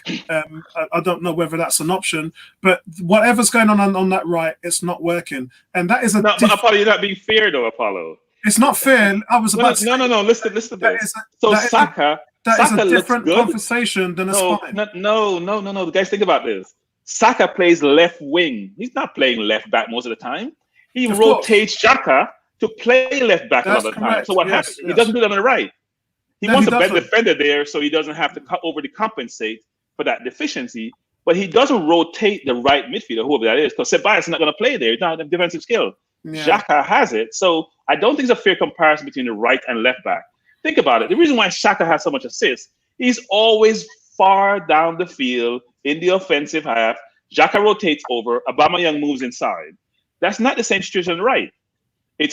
Lazy is not helping. Lazy just takes up air and space, and he's not providing anything. But Bertram, you're only alluding to what I just said. That the head coach has identified that there's a problem that he needs to solve on the right, and his solutions at the moment have been patchwork at best. And until but I don't think it's necessarily just the player, though. It's the strategy. See, there's one thing that I agree with the right. I'm not sure it's the strategy because the strategy is the strategy. The strategy is proven. His ideas and philosophies have been taken from the best team in England and for the players that he's developed. I don't think there's a problem with the strategy. That is a proven strategy. It then comes to the point where, oh God, we've lost Bertram. It then comes to the point, guys, where The strategy is not going to change. You then have to move the pieces around in order to get what you want out of it. Sonny's on. What's going on, Sonny? If I may address, go for it, Apollo. You just want to say hi, hi to Sonny. Welcome, Sonny. Welcome, Sonny. And listen, guys, if you haven't caught Sonny's podcast, please check out his channel. He's really shooting out of the stratosphere now. His subscribers are really climbing up. He's on multiple platforms now, and he's literally doing shows daily. He's got a great support system in there, guys. So please support Sonny's channel. Big shout out to you, Sonny, man. Bertrand, we lost you. I got kicked out. Okay, I'm back. No problem. You're back. Okay, so guys, listen, we are going to go into. I wanted to address a couple of things before, because I was waiting to address a couple of things in regards to. So go ahead before we do that. Go ahead. Totally agree with you in terms of the spine, right? In terms of we needed a better creative midfielder or a defensive midfielder in January. I 100% agree with you, and I think most Arsenal fans would agree with you. We all know how stingy we are, right? So obviously we weren't going to go out and spend that money in January to get someone who was going to fit right into the starting 11. Hence, we signed Suarez. And perhaps Arteta's idea was, okay, maybe in the summer transfer window, when I have the funds, then I can go ahead and make those adjustments. Now, in regards to what Bertram was saying about Torreira and us definitely getting run over, I think you forget against Liverpool. I mean, a couple of months ago when Torreira had a great game and he kept kind of Mane and Firmino in his pocket. But I think that you forget that he's playing with Xhaka, right? So it's kind of tough to really judge him, because at that time before Arteta came, you know, Xhaka wasn't really helping Torreira, right? Xhaka was always out of position and Torreira was always overrun. I do, however, agree that Torreira isn't the solution for us, but I think it was kind of unfair, you know, pointing out that he was getting overrun. I don't think that's really his fault. But I think that we all here on the panel agree that, you know, we definitely need to replace Mr. Lazy with someone like KDB. I mean, that's our dream. And perhaps replace Xhaka or Torreira with a better defensive midfielder. That might be Partey, and I'm really hoping that is. But I just wanted to... And remember, I told you guys last week on the last show that all this talk about Partey is, I just weren't going for it, because I had sent 6 texts and a few of them came back saying ain't nothing going on. Now I get 2 people in the know-how that are saying, both football agents, that are saying, yes, there's been contact with his agent, but that's all I know. I don't know anything else outside of that. I really don't know where they're going with it, but, you know, there's no smoke without fire. If there's something that they want to do and they want to pull the trigger on it, then let it happen, because I think that Arteta, and this is my personal opinion, I think he's becoming increasingly acceptable of the situation with Torreira right now. I think he knows a player wants to go, and he might be just looking at options. But in saying that, I think Torreira, as I made a point in the video that I released today and I uploaded, I think Torreira has had a raw deal. I think last year he was amazing. He was playing in a holding role. This season under Emery, it was just awful. He played them high up in the diamond. He tried to use them to win the ball. He was out of position, out of his depth, out of his speed, out of his pace. He was getting out-muscled by central defenders. It just was like, what the hell was Emery trying to do with this guy? How do you take something that works? I mean, look, we've all seen the Chicago Bulls in the last dance. We've all seen the stuff with Jerry Krause. Why would you take a winning formula and then just try and blow it up? And I think but then again, Emery didn't know what he was doing. He just didn't know what he was doing. He did a Wenger in playing players out of position. But the fact is, and that's one of the reasons why Torreira wanted to go. I agree, but last season there were points that Emery. I mean, you'd have to think why. You know, you go on an 11-game winning streak, 22-game unbeaten streak, you get to a Europa final. You have to have some semblance of what you're doing. You have to have some type of knowledge that your formula at some point was kind of working. And to see Emery completely do an about turn, and I said to you guys many times before, after 8 games this season, we were in 3rd place. Guendouzi had 4 man of the matches in his first 7 games. And then all of a sudden, everything just went sideways. It was like, whoa, okay, what just happened there? People playing in the wrong position, people just not getting on with him, all this stuff coming out in the locker room. And we've never recovered from that. You know, 17 games, 2 wins, which forced him out of the door. And obviously, Arteta's come in and try to turn that around. So I think for me, partly is going to be brought in as a solution in the midfield, as Tony said, that is the one thing that is going to fix the spine in that team, because this team's got no spine. Even though we've had 5 clean sheets in our last 8 games and we're unbeaten in 8, we have yet to play Liverpool, Wolves, Spurs, Leicester City. Yeah, there's going to be some game that, listen, shit's about to get real.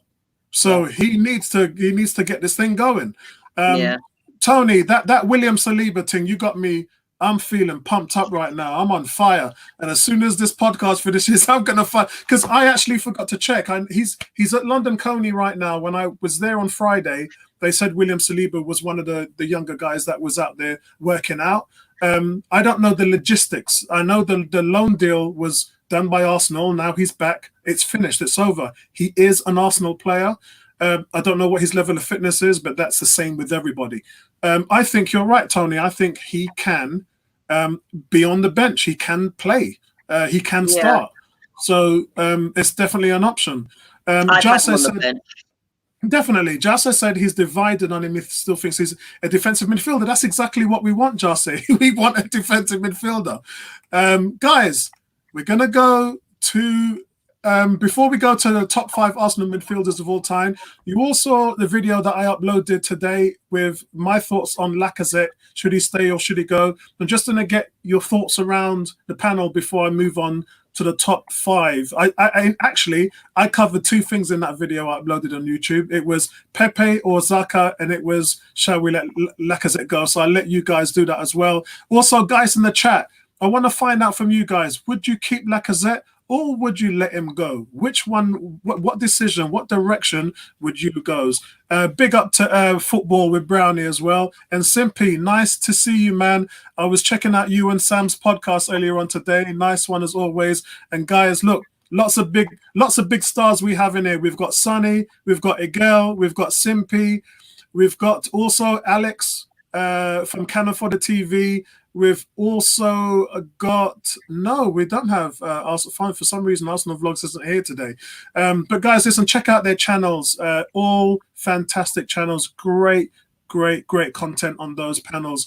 And guys, listen, Lacazette, I'm going to go with Ebony first on this one. And guys in the chat, let me know what you think, whether Laka should stay. Stephen's already saying, time to let Laka go. We have some reserves on the squad. Again, but listen, you seen that Superman 6-pack that he just fling out? I had to put the picture on my YouTube channel because it looked too good. Ebony, you got the conch. I'd keep him. I think people are just getting a bit too carried away because he's had a few bad games, and every player at some point goes through a really bad lull. He's still a very good player. He's still got a lot to give. He still scores goals. All right, he hasn't scored a lot of goals this season because he's just going through the motions, I think. So I'd keep him, and I'd keep him because he's an asset. And you know, if it means sometimes taking him from the bench, fine. But you know, there will be times when, or there will be a time when he will where Arteta may want to start him because of the player that he is, because of the pace he has, because he has an eye for goal. So I'd keep him. And like I said, you know, too many people, you know, just because he's had like a really bad lull, it's just like, oh, you know, let him go. He's rubbish. No, he's not rubbish. Keep him. I'd keep him. Okay, so where did that come from? Am I getting feedback from one of you guys? Okay, so just want to go into Igal here. He's saying legally, Sabila cannot start a game for Arsenal until his current season is finished. The season's over in France now, isn't it? It's voided. Yeah. So he's an Arsenal player at the moment, Igal. We're going with Adrian. Adrian is saying keep Laka. Jalse is saying divided on Uber. He's not tied down. That's Uber. And 18 saying keep. A great video. Thank you very much, mate. By Lacazette. Love your nickname. Yeah, I call him Blackazette. I've always called him Blackazette. I don't know why, but I've always called him that, man. Yeah, just like my brother. Yeah, I've always called him Blackazette. Simpy, no. Igal saying sell him ASAP. Wow, he just ain't having any of it at all. We've got Laka's a lovely player. Technical ability doesn't get talked about enough by the way he dribbles and defends. Yeah, and look, a lot of the reasons why I said to keep him was for two reasons. One, because he looks like the Black Superman. He just looks sharp right now. He's fit.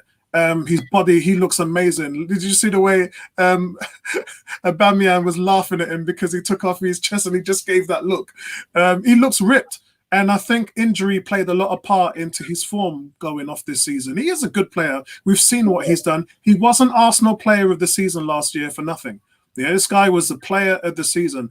If he's fully fit, I believe he deserves a chance to show Arteta that he can be a striker in this setup. I think he's already done that. I think he's already done. I'm not sure. I don't know. I mean, maybe he has, maybe he hasn't. But, you know, we know the player that he is. And if he was to go, we'd miss him. We'd miss his goals. Fact. It's the same with Aubameyang. If he goes, we would miss his goals. Fact. True, but the thing is, a lot of Arsenal fans need to actually take that as reality. If he goes, who are you going to replace him with? A lot of people are talking about Partey. Is Partey? Is he Premiership ready? But I mean, we're talking about strikers. I mean, the thing for me is he hasn't scored. Exactly, he hasn't scored over 20 goals this season. I'm questioning whether Lacazette can do what Thierry Henry challenged Olivier Giroud about. If you're only scoring 20 goals a season as a striker, it is not enough to win the title for this team in this current climate right now. We've had Aubameyang scoring 30 goals, Van Persie scoring 30 goals, Sanchez 30 goals, Adebayor scoring 30 goals. A 20-goal a season striker isn't going to cut it for this team. Does Lacazette have that in his locker? Maybe. I don't know. At this level, I don't know. In France, yes. At this level, I don't know. But Nketiah, I can definitely tell you hand on heart, I trust Nketiah. I think Nketiah will score 30 goals for Arsenal. No doubt about it. I said to all of you before, I think that he can be our Andy Cole and Dwight York. I have no doubt about that. That's how much I believe in the kid. But that's my personal opinion anyway.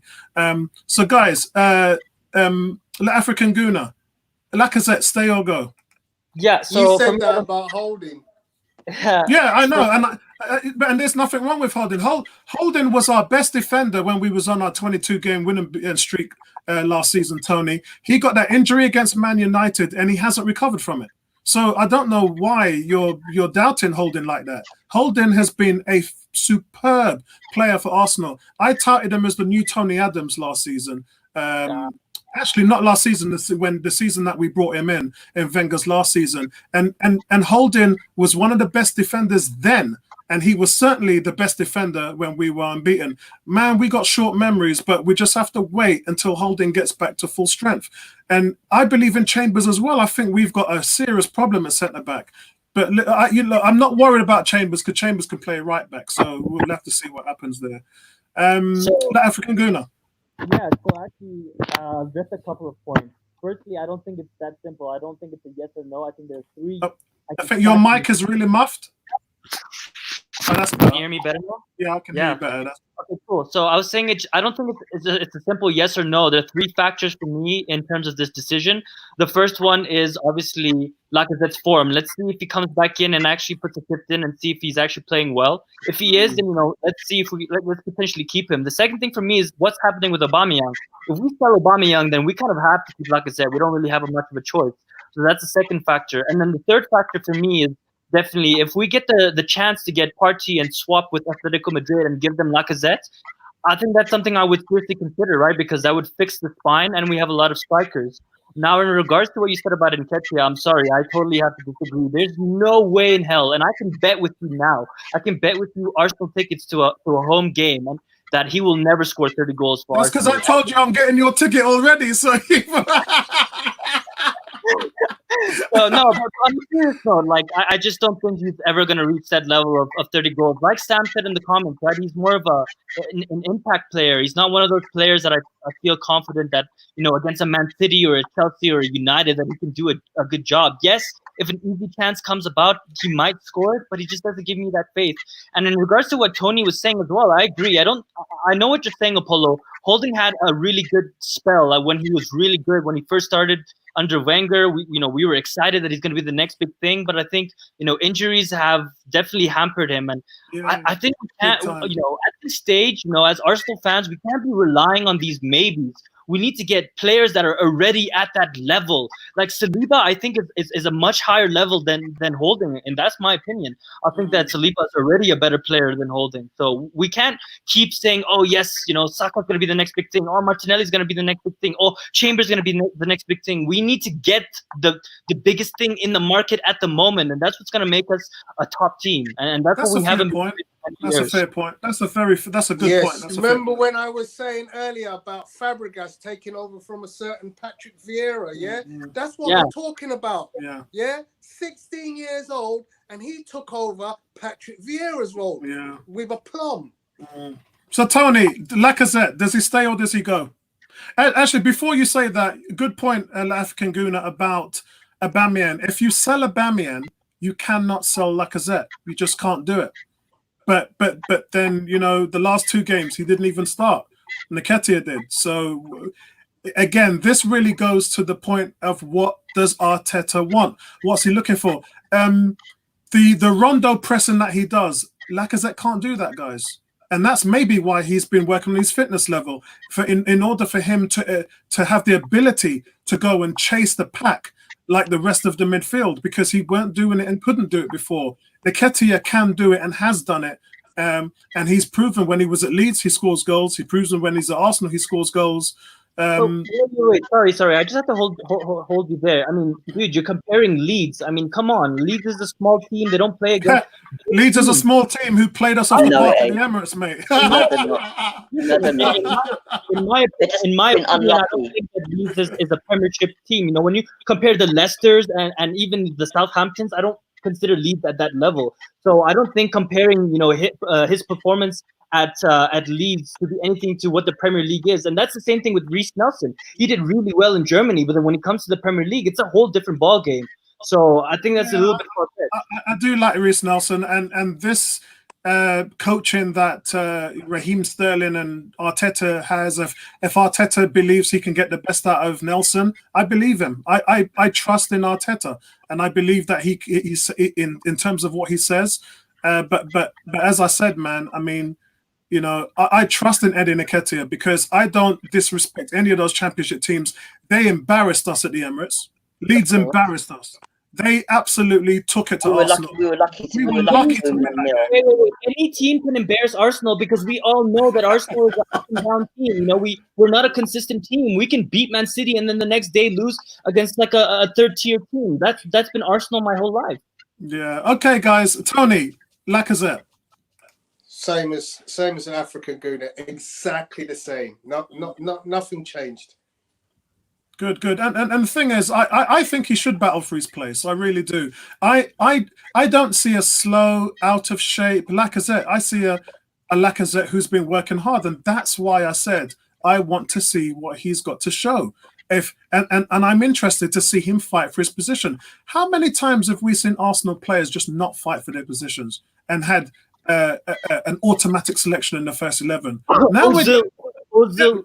Now we're getting to the point where players have to fight for their spots. Let them fight for their damn spots. Bertram, you got the conch. So this may take a little bit of a while. So a couple of things. One is, first of all, he's too expensive. You can't afford him and Aubameyang, frankly. He cannot get into the France team. Let me say this again. He cannot displace Giroud. He cannot displace Giroud, who we sold, by the way, to Chelsea for peanuts. So if you can't displace Giroud, this is not like Benzema, who has a problem with whatever he did. He cannot displace Giroud. The manager is saying Giroud is a better fit for my team. Now, sometimes there are styles, but his style is similar to Giroud. He's not quick. He holds the ball up. He has a good shot. He doesn't beat people. We're talking about beat. Someone mentioned in the chat room that he beats people. No, he doesn't beat anyone except being in a little bit of a circle. He's not quick. So he has a lot of deficiencies. Now he can shoot, and that's his main attribute. I say he needs to go. Fundamentally needs to go. He costs a lot of money. in terms of what we bought him for and his salary. We need a replacement. There are forwards out there. The kid from Celtic, what's his name? Odzone, whatever his name is, that we've talked about quite a bit. He shows that he has a lot of capabilities. Just like we had Van Dijk with Celtic, we can bring him in. So was Wanyama. There's a bunch of people playing Scotland sometimes, foreign players mainly, who, you know what? It's a league that's not the same quality as us, but you can see the capabilities. He's competing with Nketiah, who couldn't get on the leagues, who couldn't displace Bamford at Leeds. I mean, that's what we're talking about. No matter what you say, Bielsa is a good football manager. He didn't see enough in training for him to displace Patrick Bamford. That says a lot. And he's displaced, like I said, that does say a lot. Regardless actually, hold on, Petra. It doesn't say much because the Leeds supporters wanted and have said, I remember I done a video on this where I showed you all the reactions from Leeds fans on Twitter. I put them up on my YouTube channel so everybody could see, and every single one of them, hundreds of Twitter's feeds that are saying from Leeds fans, why have they got Bamford in? He's useless. He doesn't run on the end of anything. He doesn't run back and defend. And they were upset by the fact that Nketiah weren't getting enough playing time. When they knew he was going to come back to Arsenal, they were pissed off. They were like, we've got this guy who's banging in goals and we've just wasted him. They felt... So a couple of things on that, which is, we can't have it both ways. We can't say the manager see you every single day in training, says has been around you much more than the supporters. Like we all say, Xhaka should go, right? He's useless, he should go. And yet every manager comes in, Emery, Wenger, now Arteta plays him. Because you watch training every single day, you see the players, you see what you want, and that's what you're getting based on who you have in your squad. And that's the same thing Bielsa did with him at Leeds. No matter what I want to say about Bamford, there were things that Bielsa said about Bamford, which I guess he wasn't providing. But let's not get distracted about this, which is you've raised a good point, because what you've said actually counts for Arteta and Nketiah as well. We got him back in January from loan. He saw him in practice, and Arteta was like, "Wow." Yes, and is much quicker than, like I said, right? That's probably part of the challenge, which is he probably works harder in defensively. That's part of it. Also, he wants his team to be like Man City and Liverpool. You have to work real hard. You have to have some. We need legs, and we don't realize that we don't have the legs in the middle of the park. Pereira doesn't have any legs. Xhaka doesn't have any legs. Legs meaning in terms of speed and stamina. We don't have that, and you don't have the Premier League. You get killed, and that's what's happening to us. So we need that, but I can't see him staying because, frankly, what he makes 170, 180, and he's scoring 5 goals a season. I don't think so. Yeah. He's not scoring 30 goals. Why would you pay him that amount of money for the returns you're getting?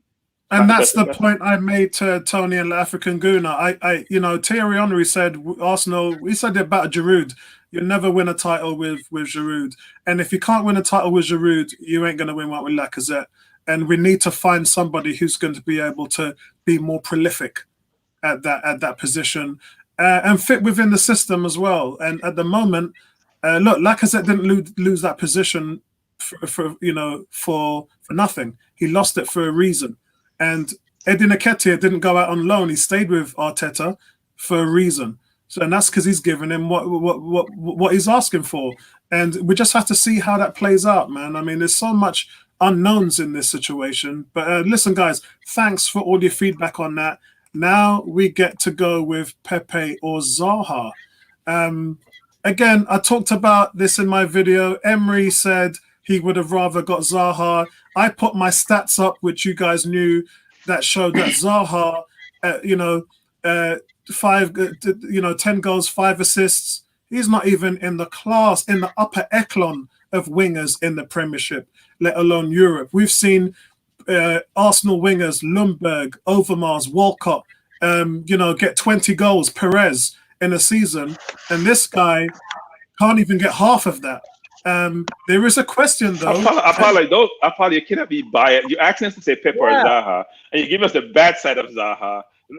So therefore, you're gonna skew the view of all your audience by saying, you know what, Zaha doesn't do this well. So therefore, when you make your choice, look how great Pepe is, right? I mean, that's what I'm hearing. Am I mistaken in that? No, because I'm gonna make the case. I'm gonna make the case otherwise. So go ahead. In my video, it is a case by case comparison with Pepe and Zaha. So we know last season, Zaha got 10 goals, Pepe got 23. Zaha got 5 assists, Pepe got 11. This season, Zaha's got 3 goals and 5 assists. Pepe's got 6 goals and 8 assists. Oh man, I'm gonna love this. I'm gonna love this. This is wonderful. I love where we are. Who goes first? Who goes first? Because I'm jumped on this topic. Bertrand, why don't you go first? Pepe or Zaha? Ebony, I'll come to you afterwards. Pepe so when or Zaha? when you're comparing anything, you gotta do like for like. Are the circumstances the same? Are the facts the same? You can make an informed decision. Zaha plays for Crystal Palace. Let me repeat that. He plays for Crystal Palace. What is their goal record? The highest goal scorer in Crystal Palace is RU with 8 goals. Their forwards average 1 goal. Benteke has 1. Zaha has 3 goals and 3 assists. So look, Pepe played in France, a lesser league. This is not the Premier League. Pepe came here and people are saying, you cost 72 million, really? Now, I love Pepe. I think Pepe is going to be very good for the league when he bulks up, when he gets stronger, because his skills cannot be taught. He's exceptionally skillful. He's quick. All he has to do is learn not to be like Sanchez and turn the ball over. Also, like Zaha does, know when to pass and know when to dribble. So I'm going to let you go on, but my question to you is, what did Zaha do at Man United? Oh, come on. So wait. Let's go there, Man United. So they're young. What did Kevin De Bruyne do at Chelsea? We can go on and on with these things. What did Salah do at Chelsea? Salah is exceptional now. They talk about World Player of the Year. So is De Bruyne, is one of the best midfielders ever. They didn't make it at Chelsea when they were Zaha's age. Zaha was awesome for Crystal Palace, granted in the championship. Went to Man U, a bigger team, probably had a young kid's attitude in terms of thinking they've achieved. Put in his place. He went back to Crystal Palace, did exceptionally well. You know why Emery loves Zaha? Because he destroyed us with a lesser team, destroyed us, beat us to a pulp. You know why Zaha's stats are curtailed? Because I watch Crystal Palace game every week, just like I watch Everton games every week and Arsenal game every week, because we get them here in the States. Unlike you guys don't get 3 o'clock games, we get all the games. I'm watching on my iPad, my iPhone, my Apple TV, all of those, watching all the games almost simultaneously. Zaha gets triple mark every game, just like Pepe see now. Triple mark. You can't do much when 3 people are marking you, no matter how good you are. This is the Premier League. Pepe, you know what? But hold on, but Pepe's getting triple marked at the moment. Wait, let me say this. You don't have Arsenal's a better team, Apollo. So if Pepe gets triple mark, other people like Ozil, the great Ozil, one of the best midfielders ever, should have a lot of space to operate. If you've seen our league position, that's not happening. So I don't. Yeah? Have you seen Arsenal's league position? No, I've seen it. Just like Crystal Palace, they're the same position. Exactly. So that's my point, which is the stats in this case for Zaha is not fair. Now look, he's also been distracted about him being sold. Right? He was supposed to come to Arsenal. Emery spoke to him. He agreed. If you're the player, you don't want to play for Crystal Palace. You're big on the field, but you're not there. You're thinking, you know what, I could be over with the other team. You know what? He said to himself, I'm going to show Arsenal when I played them. Probably the only game he played well. I'm going to show them when I played them what they're missing. He destroyed us again. He's the one when they made Champion League last year. Yeah. That Crystal Palace game when he destroyed us when we made Champions League. So, look, Pepe is a very good player, have a lot of skill, but Pepe hasn't exemplified his capabilities since he's joined us. Let's be clear on that, actually. He may have better goal average than Zaha, but I don't see where Pepe has demonstrated all we expect from £72 million. I think Zaha cost Crystal, probably less than 20? Now he's being quoted for a higher number. There's a reason why some people love Zaha. I love Zaha. I watch him every week. He's too selfish sometimes, and he's a prima donna on his team. He doesn't work as hard as he should. But when he has the ball, defenders are fearful. And you know what I love about him? He treats them with disdain. Like, you know what? I have the ball. You're not even in my league. Don't come and try to tackle me because you will not get the ball. And he creates penalties. So we talk about assists and scoring, we should also factor penalties in the equation, because he gets at least 3 or 4 every week. And there's a reason why he's the most fouled player in the league. There's a reason why. Also remember, Pepe was the most had 9 penalties against him last season, which was the most in Europe. 9 penalties. No. Guys, don't compare the French league again. This is not the French league. It's the Premier League. It doesn't matter what league it is. I don't care about the league. Why is he producing that? Why isn't he doing what he did in last year? Half his goals were penalties, by the way. Half his goals he scored last year, which skewed his stats. 20-something goals were penalties. Why is he doing this? Why he scored 21 for us this year? Yeah, I think was it 9 or I can't remember. About half his goals last year were penalties. That skewed his stats. He had about 11 goals in open play. Half the goals were penalties. So his stats to Zaha last year was comparable. Zaha was in a more difficult league. But again, I make the point that in terms of going down in the penalty area for dribbling, Pepe was the #1. That's why Liverpool wanted him, because they wanted to see if he can complement their front line. Pepe also had a 92.9 penalty conversion rate, which was the highest in Europe as well. There's a reason why his number went to 72 million in the market. And that's why Arsenal fans were shocked, because I remember people coming up to me saying, no way we'll get him, he'll go to Liverpool, and bang. And every Arsenal fan went nuts, because Pepe is a commodity. I agree with you on your points that, look, he's got 8 assists and he's got 6 goals. This isn't the best we've seen so far. He is still teething in the Premiership, and the best is yet to come. So here's a good analogy. Here's a good analogy. Theo Walker for Arsenal average how many goals this season? 10. Even his worst year? Yeah, probably double about figures. Yeah. What's he done at Everton? Yeah, so, again, it's he's hard probably to scored say. 1 goal at Everton this season, isn't he? No, but you know what? Better players. He's not been starting. It's been improving under Carlo Ancelotti. He's played a lot of games. I watched Theo. He's played a lot of games. He's played quite a bit of games. No, I don't know what the stats is. It would be good if you guys would draw that up and how much games have been played. Last year he played a lot of games. This year he's played quite a bit of games. He got injured for a bit, and he also got benched after a while, because obviously he wasn't scoring goals. He got a few man of the matches as well, as what I can see from here. But have you given us an answer, Bertram? Pepe or Zaha? I'm not sure if you've answered them both. I can't give an answer. I like them both. After all that, my brother. No, because I don't want to knock Zaha. Look, I want one on the right and one on the left. I want Zaha on the left and Pepe on the right. That's how I've always said this. If you remember 101 last year when we were talking about Zaha, I was an advocate for us to get Zaha. I was pushing for Zaha. I'm quoting his stats, by the way. I can't quote the stats this year. They're very, very embarrassing, frankly, even with Crystal Palace. But I want one on the left, one on the right. I can't pick one. Pepe is younger, and you always want the younger player because longevity is key, and you want him to serve your team longer. But I like them both. I don't think there's that differentiation between the two in terms of capabilities, frankly. I think both of them with us and Aubameyang in the middle, awesome front line. Yeah, it's a difficult one because there was still a chance for us to get Zaha until Martinelli. I think with Martinelli and Saka, I think Zaha's chance of being an Arsenal player is completely evaporated now for many reasons. I mean, Palace got silly. This is a player who was only valued at 40 million, and that evaluation was correct. And to see them put it up to 80 was just damn right ridiculous, but they were in their rights to do that. No, they did it for a reason. They don't want to lose him. They don't want to lose him, exactly. They can't play without him. See, that's his importance also. They can't. He's a team. He's a one-man team. He's a one-man team. So that's interesting. So you like them both, and I got to respect that, Bertram. I got to respect that. Ebony, who Pepe or Zaha? Okay, well, as we've got Pepe, I'm going to say Pepe, but that's not to say that Zaha is not a good player. He is.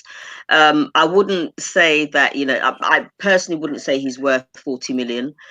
He doesn't score that many goals, as far as I'm concerned, but he's a good player. And, all this talk about, Emery wanted him because he destroyed us. Well, if that's the only reason why you wanted Zaha, then what about what's he doing with everybody else? You know what I mean? It's like, oh right, okay. So you're gonna buy a particular player, you're gonna do a Wenger and buy a particular player based on one game.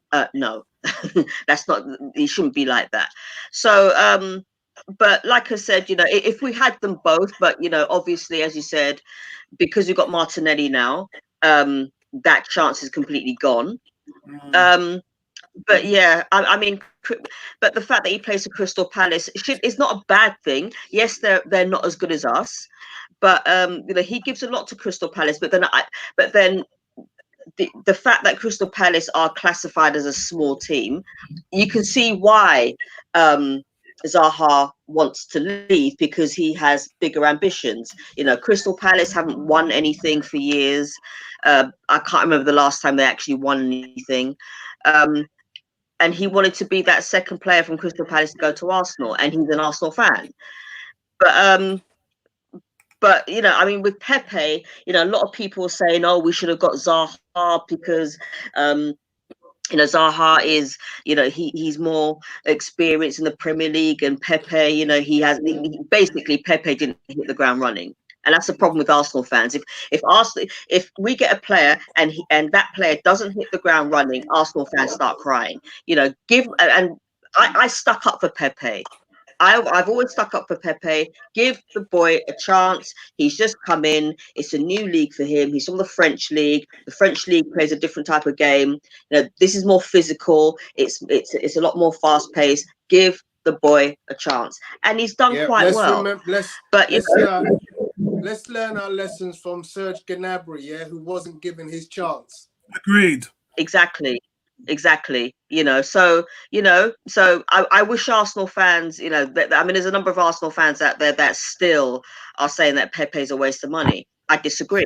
I think he'll get better and better. You know, if it means that he has to bulk up, fine. But, you know, even before we, you know, hit the Corona thing, you know, he was actually doing all right as far as I was concerned. The only thing that I don't like about Pepe is that he dances around the ball. He tries to do those step overs, which he needs to cut out. I don't like it as well, but he doesn't have any options because there's nobody supporting him. So what's he going to do with the ball? African Guna, what's your take on this?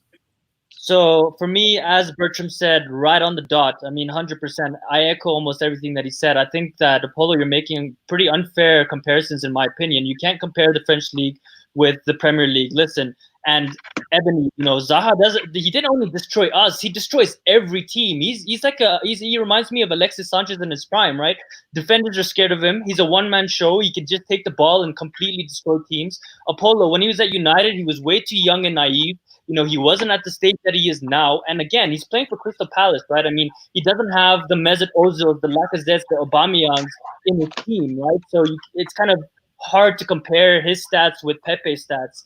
And his best game for me, African Guna, was when they went up to Man City this season and had the 2-2 draw. I thought he was fantastic there. Yeah. I mean, Arsenal can't go up to Man City and get a 2-2 draw. They might do when it comes back. But when was the last? Nor is any Arsenal player outstanding when we play Man City, by the way. Yeah, exactly. So it's nice to say that we're a bigger team than them, but on times like that, it don't look like it. No, I'm talking about historically, right? I mean, ZAHA, we all know he should be playing for a top 4 team, right? And the reason he costs 80 million is because he's a consistent player. At least 2 out of 3 games he's showing up. And I think this season specifically, when you compare his stats with Pepe, I think we all forget that in the first 5 games he didn't even play, right? I mean, he wasn't even part of the Crystal Palace team. And you know, as Bertram said, his head hasn't been in it this season because he knew that he had the opportunity to come to his boyhood club, and that kind of fell through for him.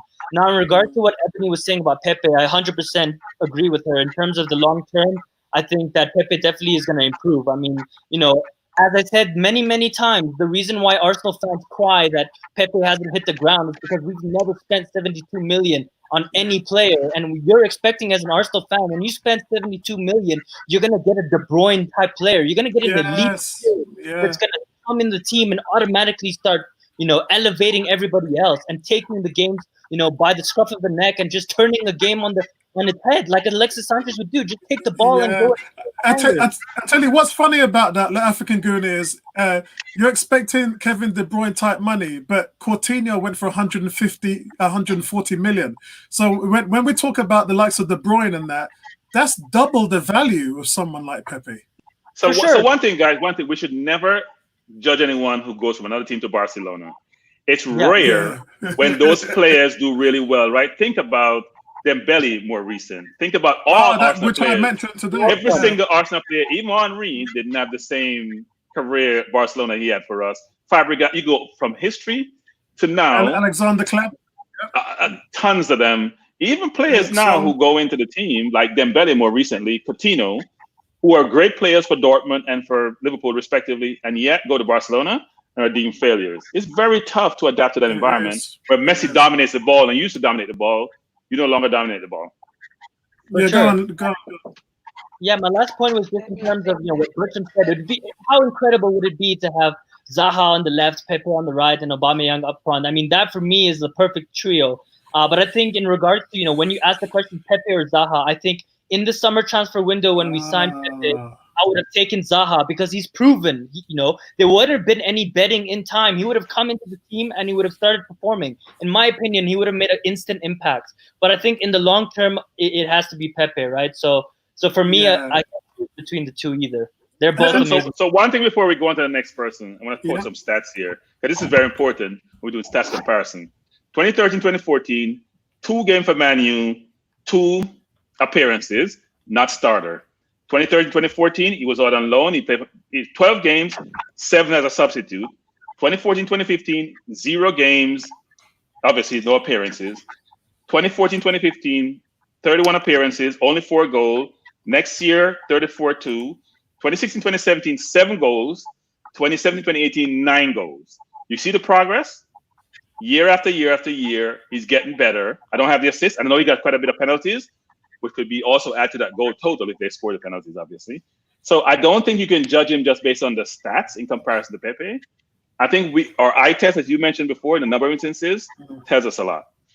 It does. And it's interesting to see some of you say you'd love him to be on the left and Pepe on the right when we have Martinelli on the left, who's barely getting a game, who has 10 goals this season. He's going to be the center forward because Aubameyang is leaving, so we fix that.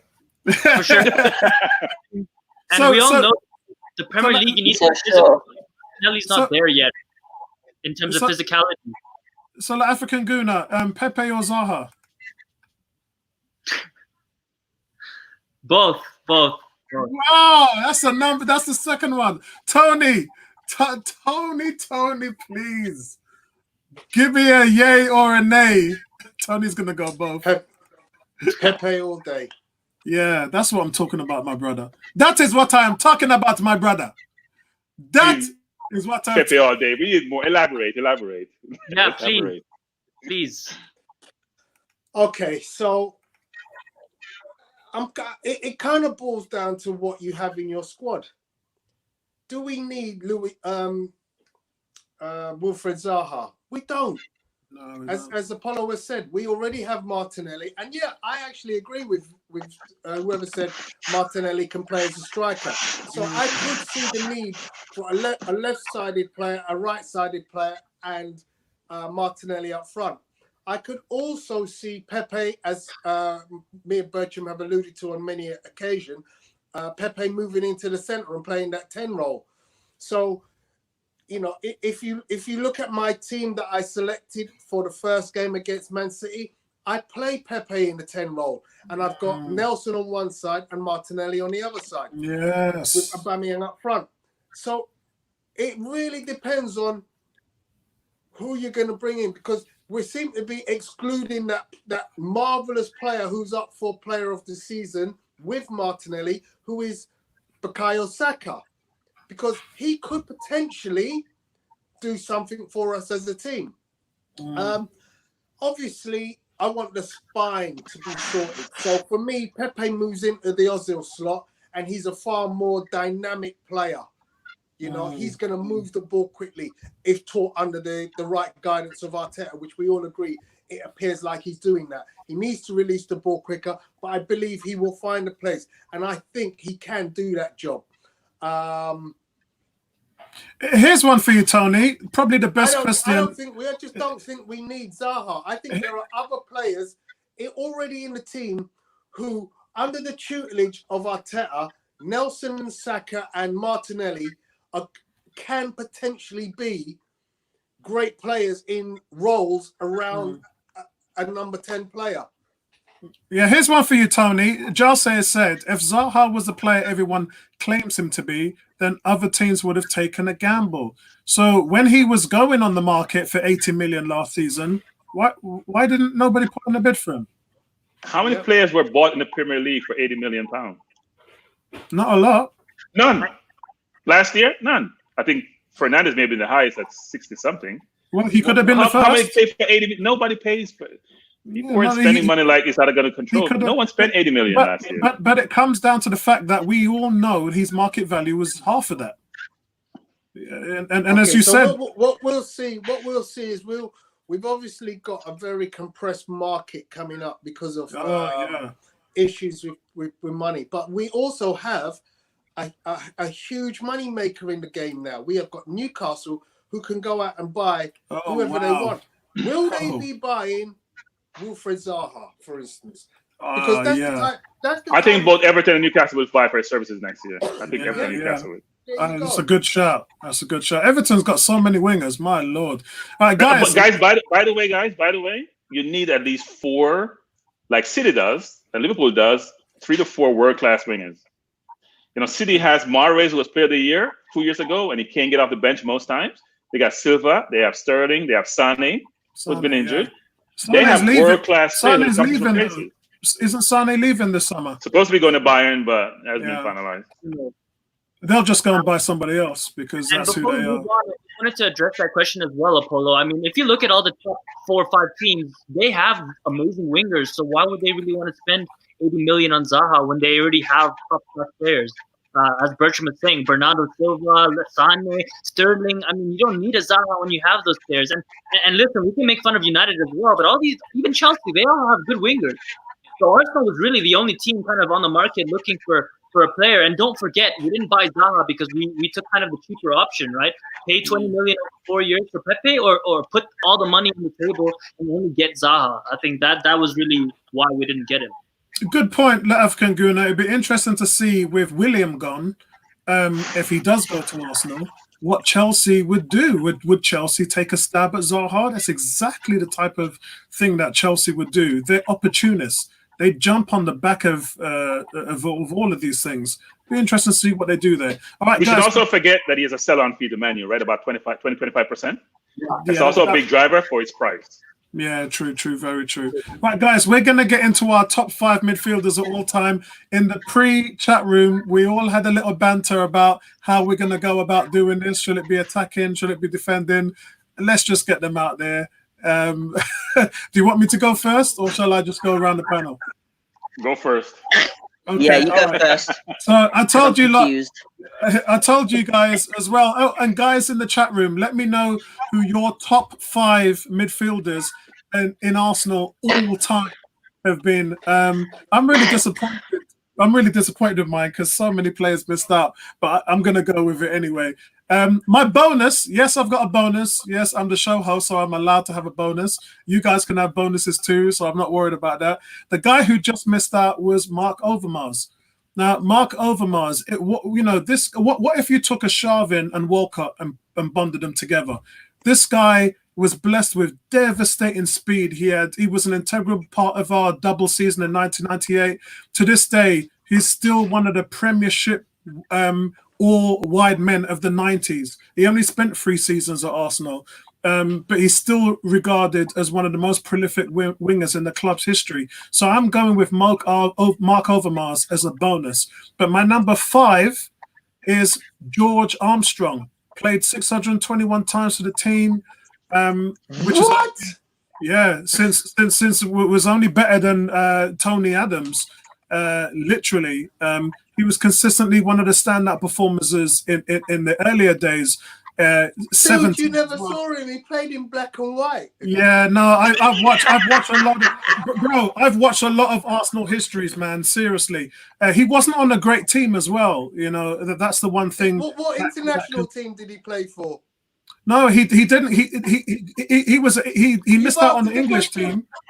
Yeah, listen, he missed out. He wasn't even an international. All right, Tony, hold on a second, Tony. Listen to what I'm saying first, yeah? The fact that he wasn't on a good Arsenal team really cost him his England place. If you go through the history books and find out why he didn't play for the English national team, it was because that Arsenal team wasn't great. I've told a lot of people before George Graham came to Arsenal, we had only won 6 or 7 trophies in the last 30 years. So the team wasn't great, but that doesn't mean that we didn't have great players. And George Armstrong, for me, definitely gets on in my 5th list as an all-time midfielder at the club. Wow. Yeah? As I said, this guy his tenacity reminded me of Alexis Sanchez. The quality of his crosses, to this day, I don't think that there's ever been a better crosser of the ball in the history of the club than George Armstrong. My number 4 is Cesc Fabregas. 300 appearances for the club. Obviously left for Barcelona in 2011, but he was adored by the fans because of his spirit. He didn't run the fastest, he didn't tackle the hardest, but his spirit was unquestionable in terms of what he brought to the team. He went on to go to Barcelona and obviously became one of the best midfielders in the world at that time, although he did struggle there. If he had stayed, one of you guys said, if he had stayed at Arsenal, what would he have been able to achieve? I know, he left because of the same reasons Henry did, because, the team just wasn't getting it done. But for me, he's my number 4. My number 3, Robert Perez. Robert Perez, for me, actually, he was Marc Overmars' replacement. And, won trophy after trophy after trophy with Arsenal. He scored 84 goals for the club as well. And he's regarded as one of the best ever players, in fact, at any position. Forget midfield. If you take the top 10 players of all time, he fits in there. Yeah. And so for me, Robert Perez, number 3. Number 2 for me, Liam Brady.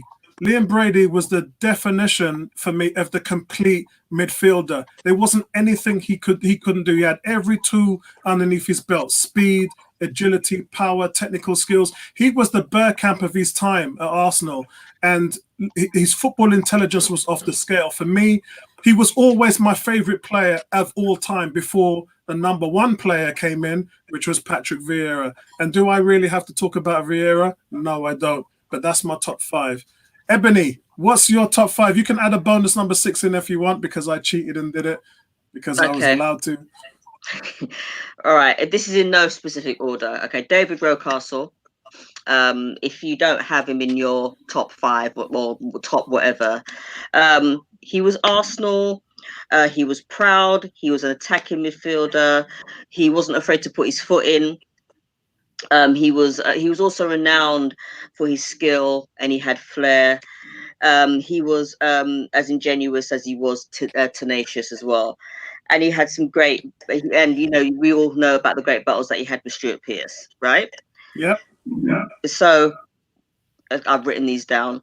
My next one is, God, where's my notes? Because I had to make some notes. Freddie Ljungberg. Yeah. For me. Considering where he came from, the team that he came from in Sweden, had a great career. 216 league games. He scored 46 times. He was a winger, and he was hardworking and skillful. My next one is Robert Perez. Great flair, tricky. What else? He could, but he's quite physical as well. Okay. What was that? Number 3. Number 3. Number 3. All right. My number 4 is, I said him, Paul Merson. And say what you want about him. I liked him. Yeah, Tony, this isn't your top 5. It's Ebony's top 5. He was a great playmaker. Listen, some people's gonna have Ray Parler. Some people's gonna have Ray Parler in there. This is it's subjective, my friend.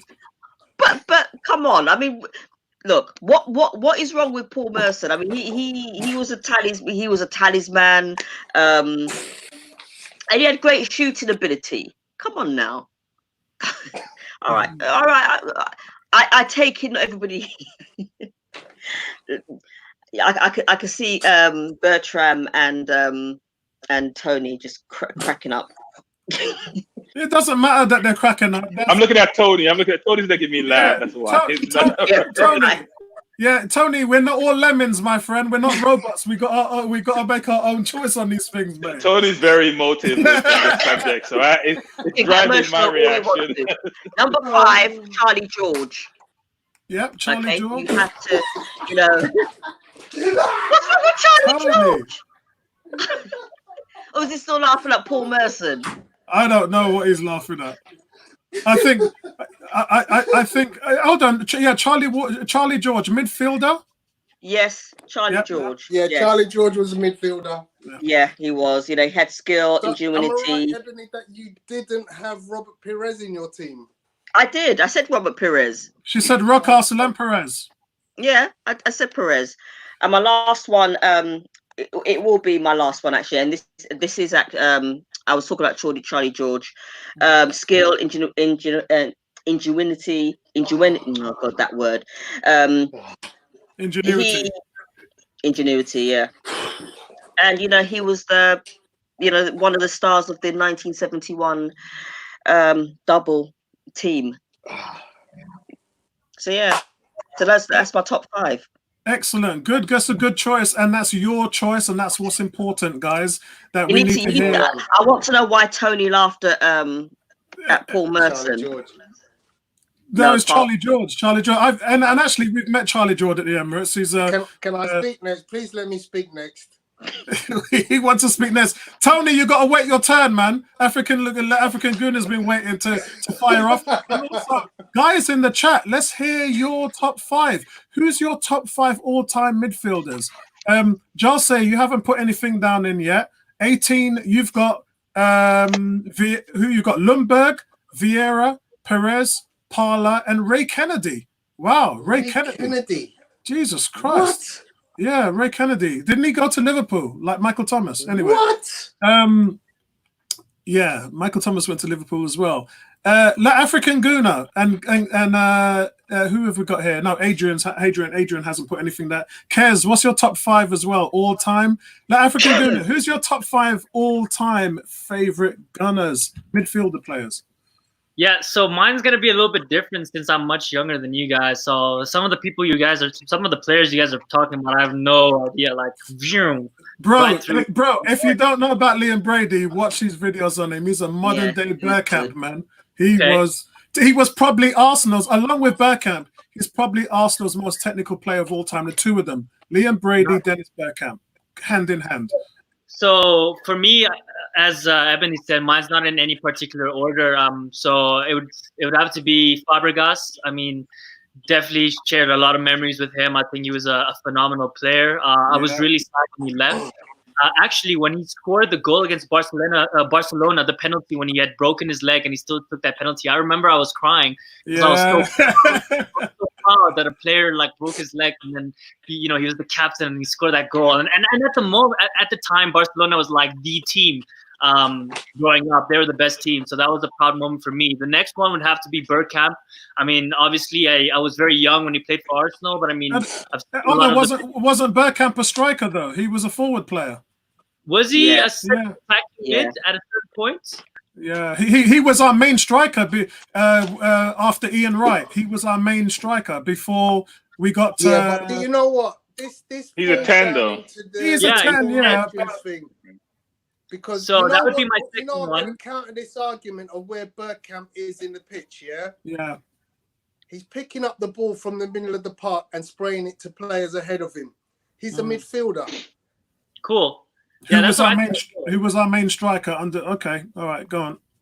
Cool. The third one. It just means you can't pick him when we do strikers. I'm going to pick him when we do strikers. It just means you can't pick him when we do strikers. Big respect to Arsenal fan circle. I haven't seen you in a while, mate. I've been keeping up with all of your tweets about Donald Trump, so I'll hit you up on Twitter when we finish this. But guys, another channel to check out. Please check his channel out. Nice to see you in the chat, mate. We're doing top 5 Arsenal midfielders of all time, so would love to hear your thoughts on that and what your top 5 is. African Guna, go ahead, mate. Sure, yeah. The third one for me would be Robert Perez. I mean, phenomenal player. That chip he scored, I mean, I've watched that clip over and over again. I think technically very gifted. He's a Frenchman as well, obviously. So, I mean, I have some bias towards that. But yeah, imagine we had a player like him in our team at the moment. That'd be phenomenal. Ozil's supposed to be kind of at that caliber, and I haven't seen it, to be honest. So yeah, that would be my third one. The fourth one for me is Santi Cazorla. I mean, oh my God, for a little man, what a magician, right? I mean, left foot, right foot. I mean, making players fall on the ground. He was such a great player for us. And yeah, my top midfielder for me has to be Alexis Sanchez. I mean, what a beautiful boy. I mean, that guy literally is the most beautiful. What is going on with Tony today, man? Tony, what is going on with you today? Again, Alexis Sanchez played as attacking midfielder. No, he played left wing. He's a midfielder. So for me, I'm looking at him as. So guys, we gotta be clear on this. The concept of midfield and how it's labeled has changed over time, right? That's the problem we run into. It used to be a 4-2-4. There's only two midfielders, but the 4-3-3. Now everybody who's not the main striker is a midfielder. Right? And that's why I said to you guys in the chat earlier on today, people like Walcott, Alexis Sanchez played in a 4-3-3. So they were three up front, so they were attacking strikers. So that would be class to me. And also, Sanchez played as our main striker, like Bergkamp did many times. Yes, but mainly it was a left or a right winger, right? That was his main position until we needed a striker to come in and save the day. Yeah, but I would have classed him as a striker, though. So you're running out of options when we do strikers next week. no, I'll have some. Don't worry. Don't you worry. Excellent. So, yeah, the last thing I wanted to say on Sanchez, I mean, that goal he scored against West Ham when he made the keeper sit down. I mean, I'm never going to forget that. That was to do that in a professional league crap. I've never seen that before. That was phenomenal. Okay, cool. He scored a hat trick in that game too.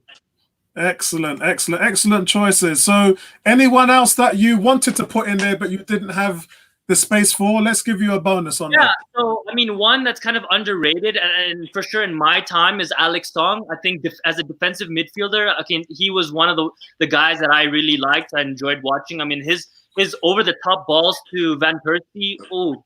Beautiful. 16 assists one season. Yeah. Sorry, Ebony, I forgot to ask you. Did you give your bonus? No. I was going to say Coquelin. Oh, yes. Yeah, Coquelin. I mean, if you see what he does now. Yeah, I'm not sure. He was one of my favorite players, as you guys know. And my other bonus. I went to shit when he left. But my other bonus is Santi Cazorla as well. Yeah, Santi Cazorla. I hear you. I hear that. Now we got some top fives here. Arsenal fan circle has gone for Brady, Vieira, Parla, Fabregas, Rocastle. That's a solid set there, my friend. And Alex has gone for. He's gone for Ray Kennedy as well. Ray Kennedy, Rocastle, Perez, Brady, and Vieira. See, Tony, I'm going back. I watched so much video of, especially in the 80s when I was at school with you as an Arsenal fan. And George Armstrong is just one of my favorite players of all time. Not even just midfielder, just pure of all time, just like Perez, because that team was so bad. Arsenal team, and that's why, as I said, he didn't get an England call-up. But he reminded me, you guys probably wouldn't know this about him, but his tenacity, he reminded me of Alexis Sanchez. That's why I like Sanchez so much, because he just reminded me of George Armstrong. He's a legend, man. Let's move on to Tony. Tony, what's your top five and your bonus? No, I've got to let Bertram go first. And look, Ebony's getting ready to laugh at you now, so you stay there. Right, I've got to let Bertram go first. Go on, Bertram. Oh, Bertram. So my first point is I hear Apollo, I watch AFTV, and all these people say how great Lazy is. Lazy hasn't made the list for anyone. Lazy, the world-class German, elite player, excellent. You mentioned Real Madrid and his accomplishment there. Lazy played for Arsenal, and we never won the Champions League, has not made any list. Having said that, my list is safe.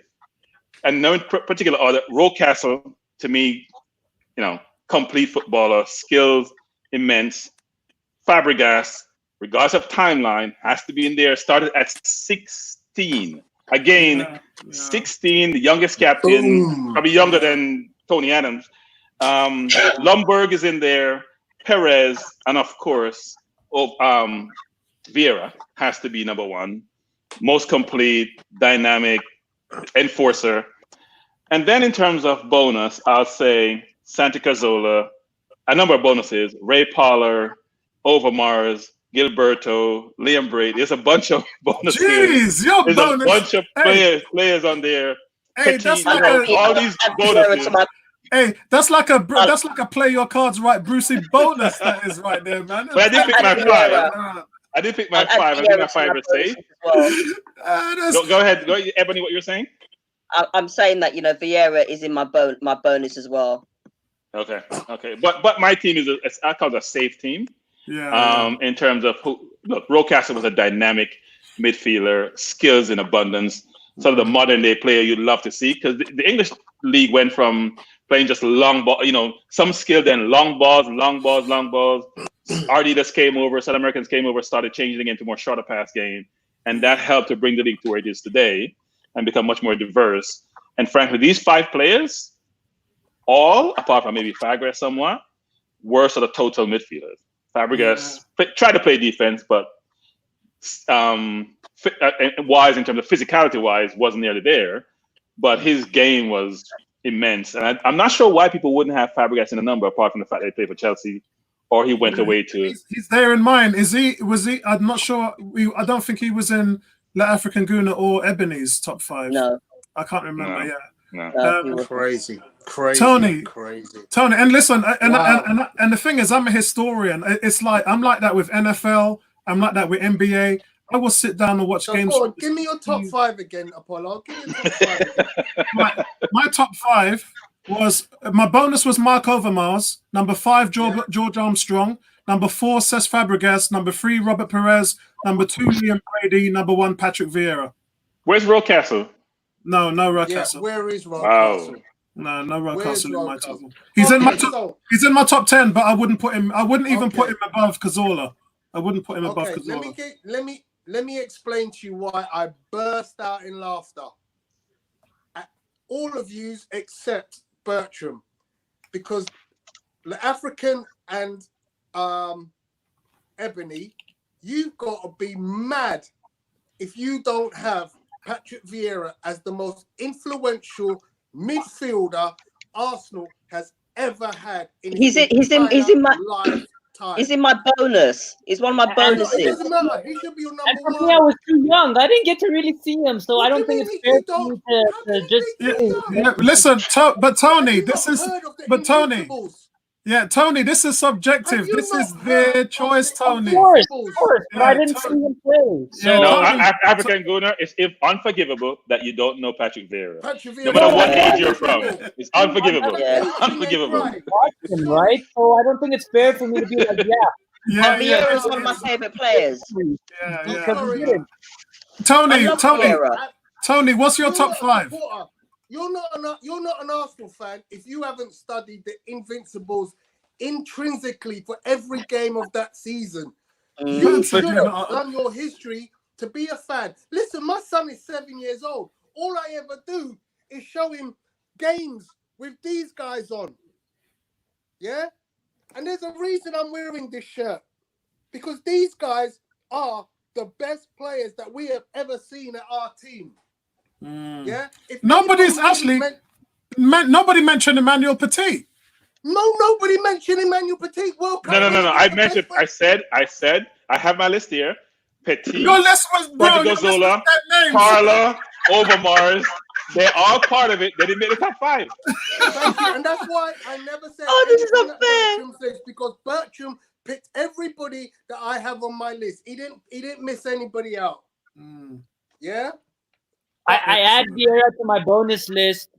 Now, listen. All I can say is, if you haven't watched every game from the Invincibles, that's your homework, because you can't come on this panel as an Arsenal fan and tell me you don't know how good Patrick Vieira is. No, that's totally wrong, because I know who he is, but I don't think that it's a fair reflection for me to include him in my list if I didn't personally live with him. Tony, it's a different era. I understand the error, because I think you had Graham, right, Apollo, and Tony laughed at you because he's so far back.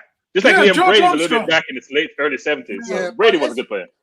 Listen, the reason I support Arsenal is Liam Brady. Yeah, right? That's me. That's me right there, man. Right? And Liam Brady is number 4 on my list. Number 1 on my list is Patrick Vieira, which is why I'm wearing this T-shirt. Yeah? Let me also make another point. If you've got Freddie Ljungberg in your team, in the midfield, you should have Theo Walcott in your team. Because Freddie Ljungberg did exactly what Theo Walcott did. And the best years of Theo Walcott, the best years of Theo Walcott was grabbing on the end of a ball from Bergkamp and Fabregas and just scoring a goal, which is exactly what Freddie Ljungberg used to do. Yeah. Freddie Ljungberg could not beat a player for pace. Freddie Ljungberg could not twist up a player like Robert Perez could, but he just scored goals because he knew how to make the right run at the right time. Yeah, he perfected that. That is what Theo Walcott was an expert at doing. Yeah. Okay. So my list is as follows. Number 5, Rocky Rocastle. Big Absolutely respect. one of the best players I've ever seen. All-round game, completely on point. Number 4, Liam Brady. Yeah. The Bergkamp of his era, and the reason I support Arsenal. Yeah, me too. Number 3, Cesc Fabregas. For all the reasons I alluded to way back in this conversation, because he took over from this guy at That's what I said. Years old. Yeah. Number 2, and I don't know if somebody missed him out on their list. Did somebody miss out Robert Perez in their top 5? No. Robert Perez is my number 3. I read my list out to you. George Armstrong 5, Cesc Fabregas 4, Robert Perez 3, okay. Liam Brady 2, Patrick Vieira 1. That's my list. Okay, so Robert Perez number 2 and Vieira number 1. My wild cards are in the 6th position is between Overmars and Ljungberg, and I'll give you this. Overmars is easily probably the fastest and most deadly midfielder we had. And it's supplied by the numbers. Mark Overmars scored 25 goals at a rate of 0.25 goals per game. Higher than any other player except Robert Perez, believe it or not. Yeah. Theo Walcott's probably up there, but he's not down as a midfielder. All right. Theo's a striker, Freddie Ljungberg scored more goals than anybody else, apart from Robert Vieira. So he has to be up there. So he, it was a Ljungberg or Overmars. But players that deserved honourable mention are definitely Paul Merson. Definitely Ray Parlour. Yeah. A couple of people have said. The one that nobody else mentioned, I'm surprised was, and maybe you did, Bertram, is Aaron Ramsey.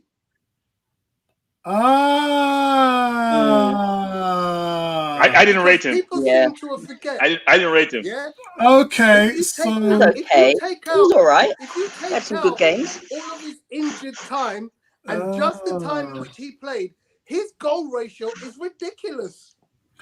You know what? He's right. I just remember a point where he was so bad for Arsenal that he was getting booed. I love Aaron Ramsey, but I wouldn't put him in my top 5. I think Gilberto was better than Ramsey, not in terms of scoring goals, but in terms of contribution to the team. Gilberto was very effective in his role. Gilberto definitely is worthy of praise. Yeah, Gilberto is on my list of nearly got there. And another one I'm going to throw in for a very short period, and this guy has an amazing goal ratio for us. He was an amazing player, but unfortunately, money talks, is Samir Nasri. Ooh, that's a good one. Jeez. I did to be fair, he was good. He was good, to be fair. Research, ladies and gentlemen. That's a good one. Nasri didn't play long enough. Didn't play long enough. No. You know what? I wouldn't put. He did in that very short period was phenomenal. I wouldn't put him above Riziki. Riziki for me was way ahead of him, man. No, guys. Nasri's a ridiculous footballer. Yeah, Nasri is a ridiculous footballer. Yeah, Nasri never loses the ball. Nasri can't even run. He never loses the ball. Yeah, he's not. For me, Riziki was lights out better than Nasri. There's no comparison between Nasri and Riziki. No comparison. Nasri's problem is Nasri. Yeah, Nasri was overweight, never took the game serious. I ain't got no time for that, brother. He was skillful, had so much talent, but a lot of players do, and they just don't make it. Let me give you a stat. Samir Nasri, in the small amount of time that he played for Arsenal, has the 4th highest goals to game ratio of any midfielder in our team. Ridiculous. Remember That's that ridiculous. remember that midfield we had with the Three Musketeers? My God. Yeah. What a team that was, man. Absolutely amazing team. But listen, guys, that's it. That's the show for tonight, guys. Again, absolute jam-packed show. Fantastic topics, brilliant panel, guys. Appreciate all of your input. That's what drives the show, along with the fans in the comment section. Tony? Yeah, guys, I appreciate Tony, where'd you get the t-shirt from?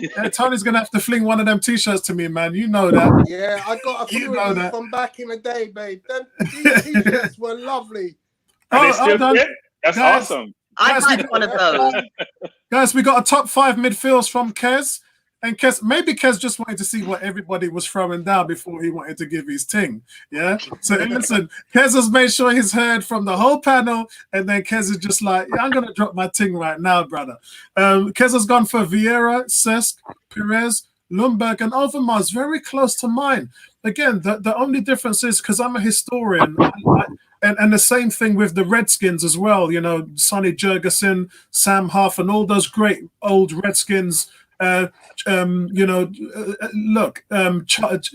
Mitchell, all those, and the same with NBA as well. I watched so much video and games with Dr. J, Wilt Chamberlain. I'm a historian. I love sports, and I love watching stuff from the 70s and 60s because I wasn't, in the 60s, I wasn't really alive for most part of it, so I didn't get to appreciate what those guys were doing in those days.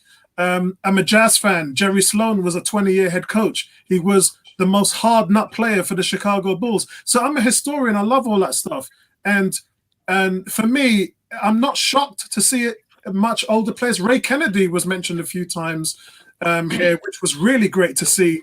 But not a lot of older players, which it's strange. You don't really find that when you talk about all-time top 10s or top 5s. So it's really good. Apollo, I made a mistake. I thought you were saying top 5 midfielders ever in world football. So I did my list, and then I realized you were talking about Arsenal. So, and that list was tough. Yeah, that would have been ridiculously tough, bro, because you guys know my favorite midfielder of all time is Johan Cruyff. So he would have been. He's in the list. He's in my list. He's in my top 5.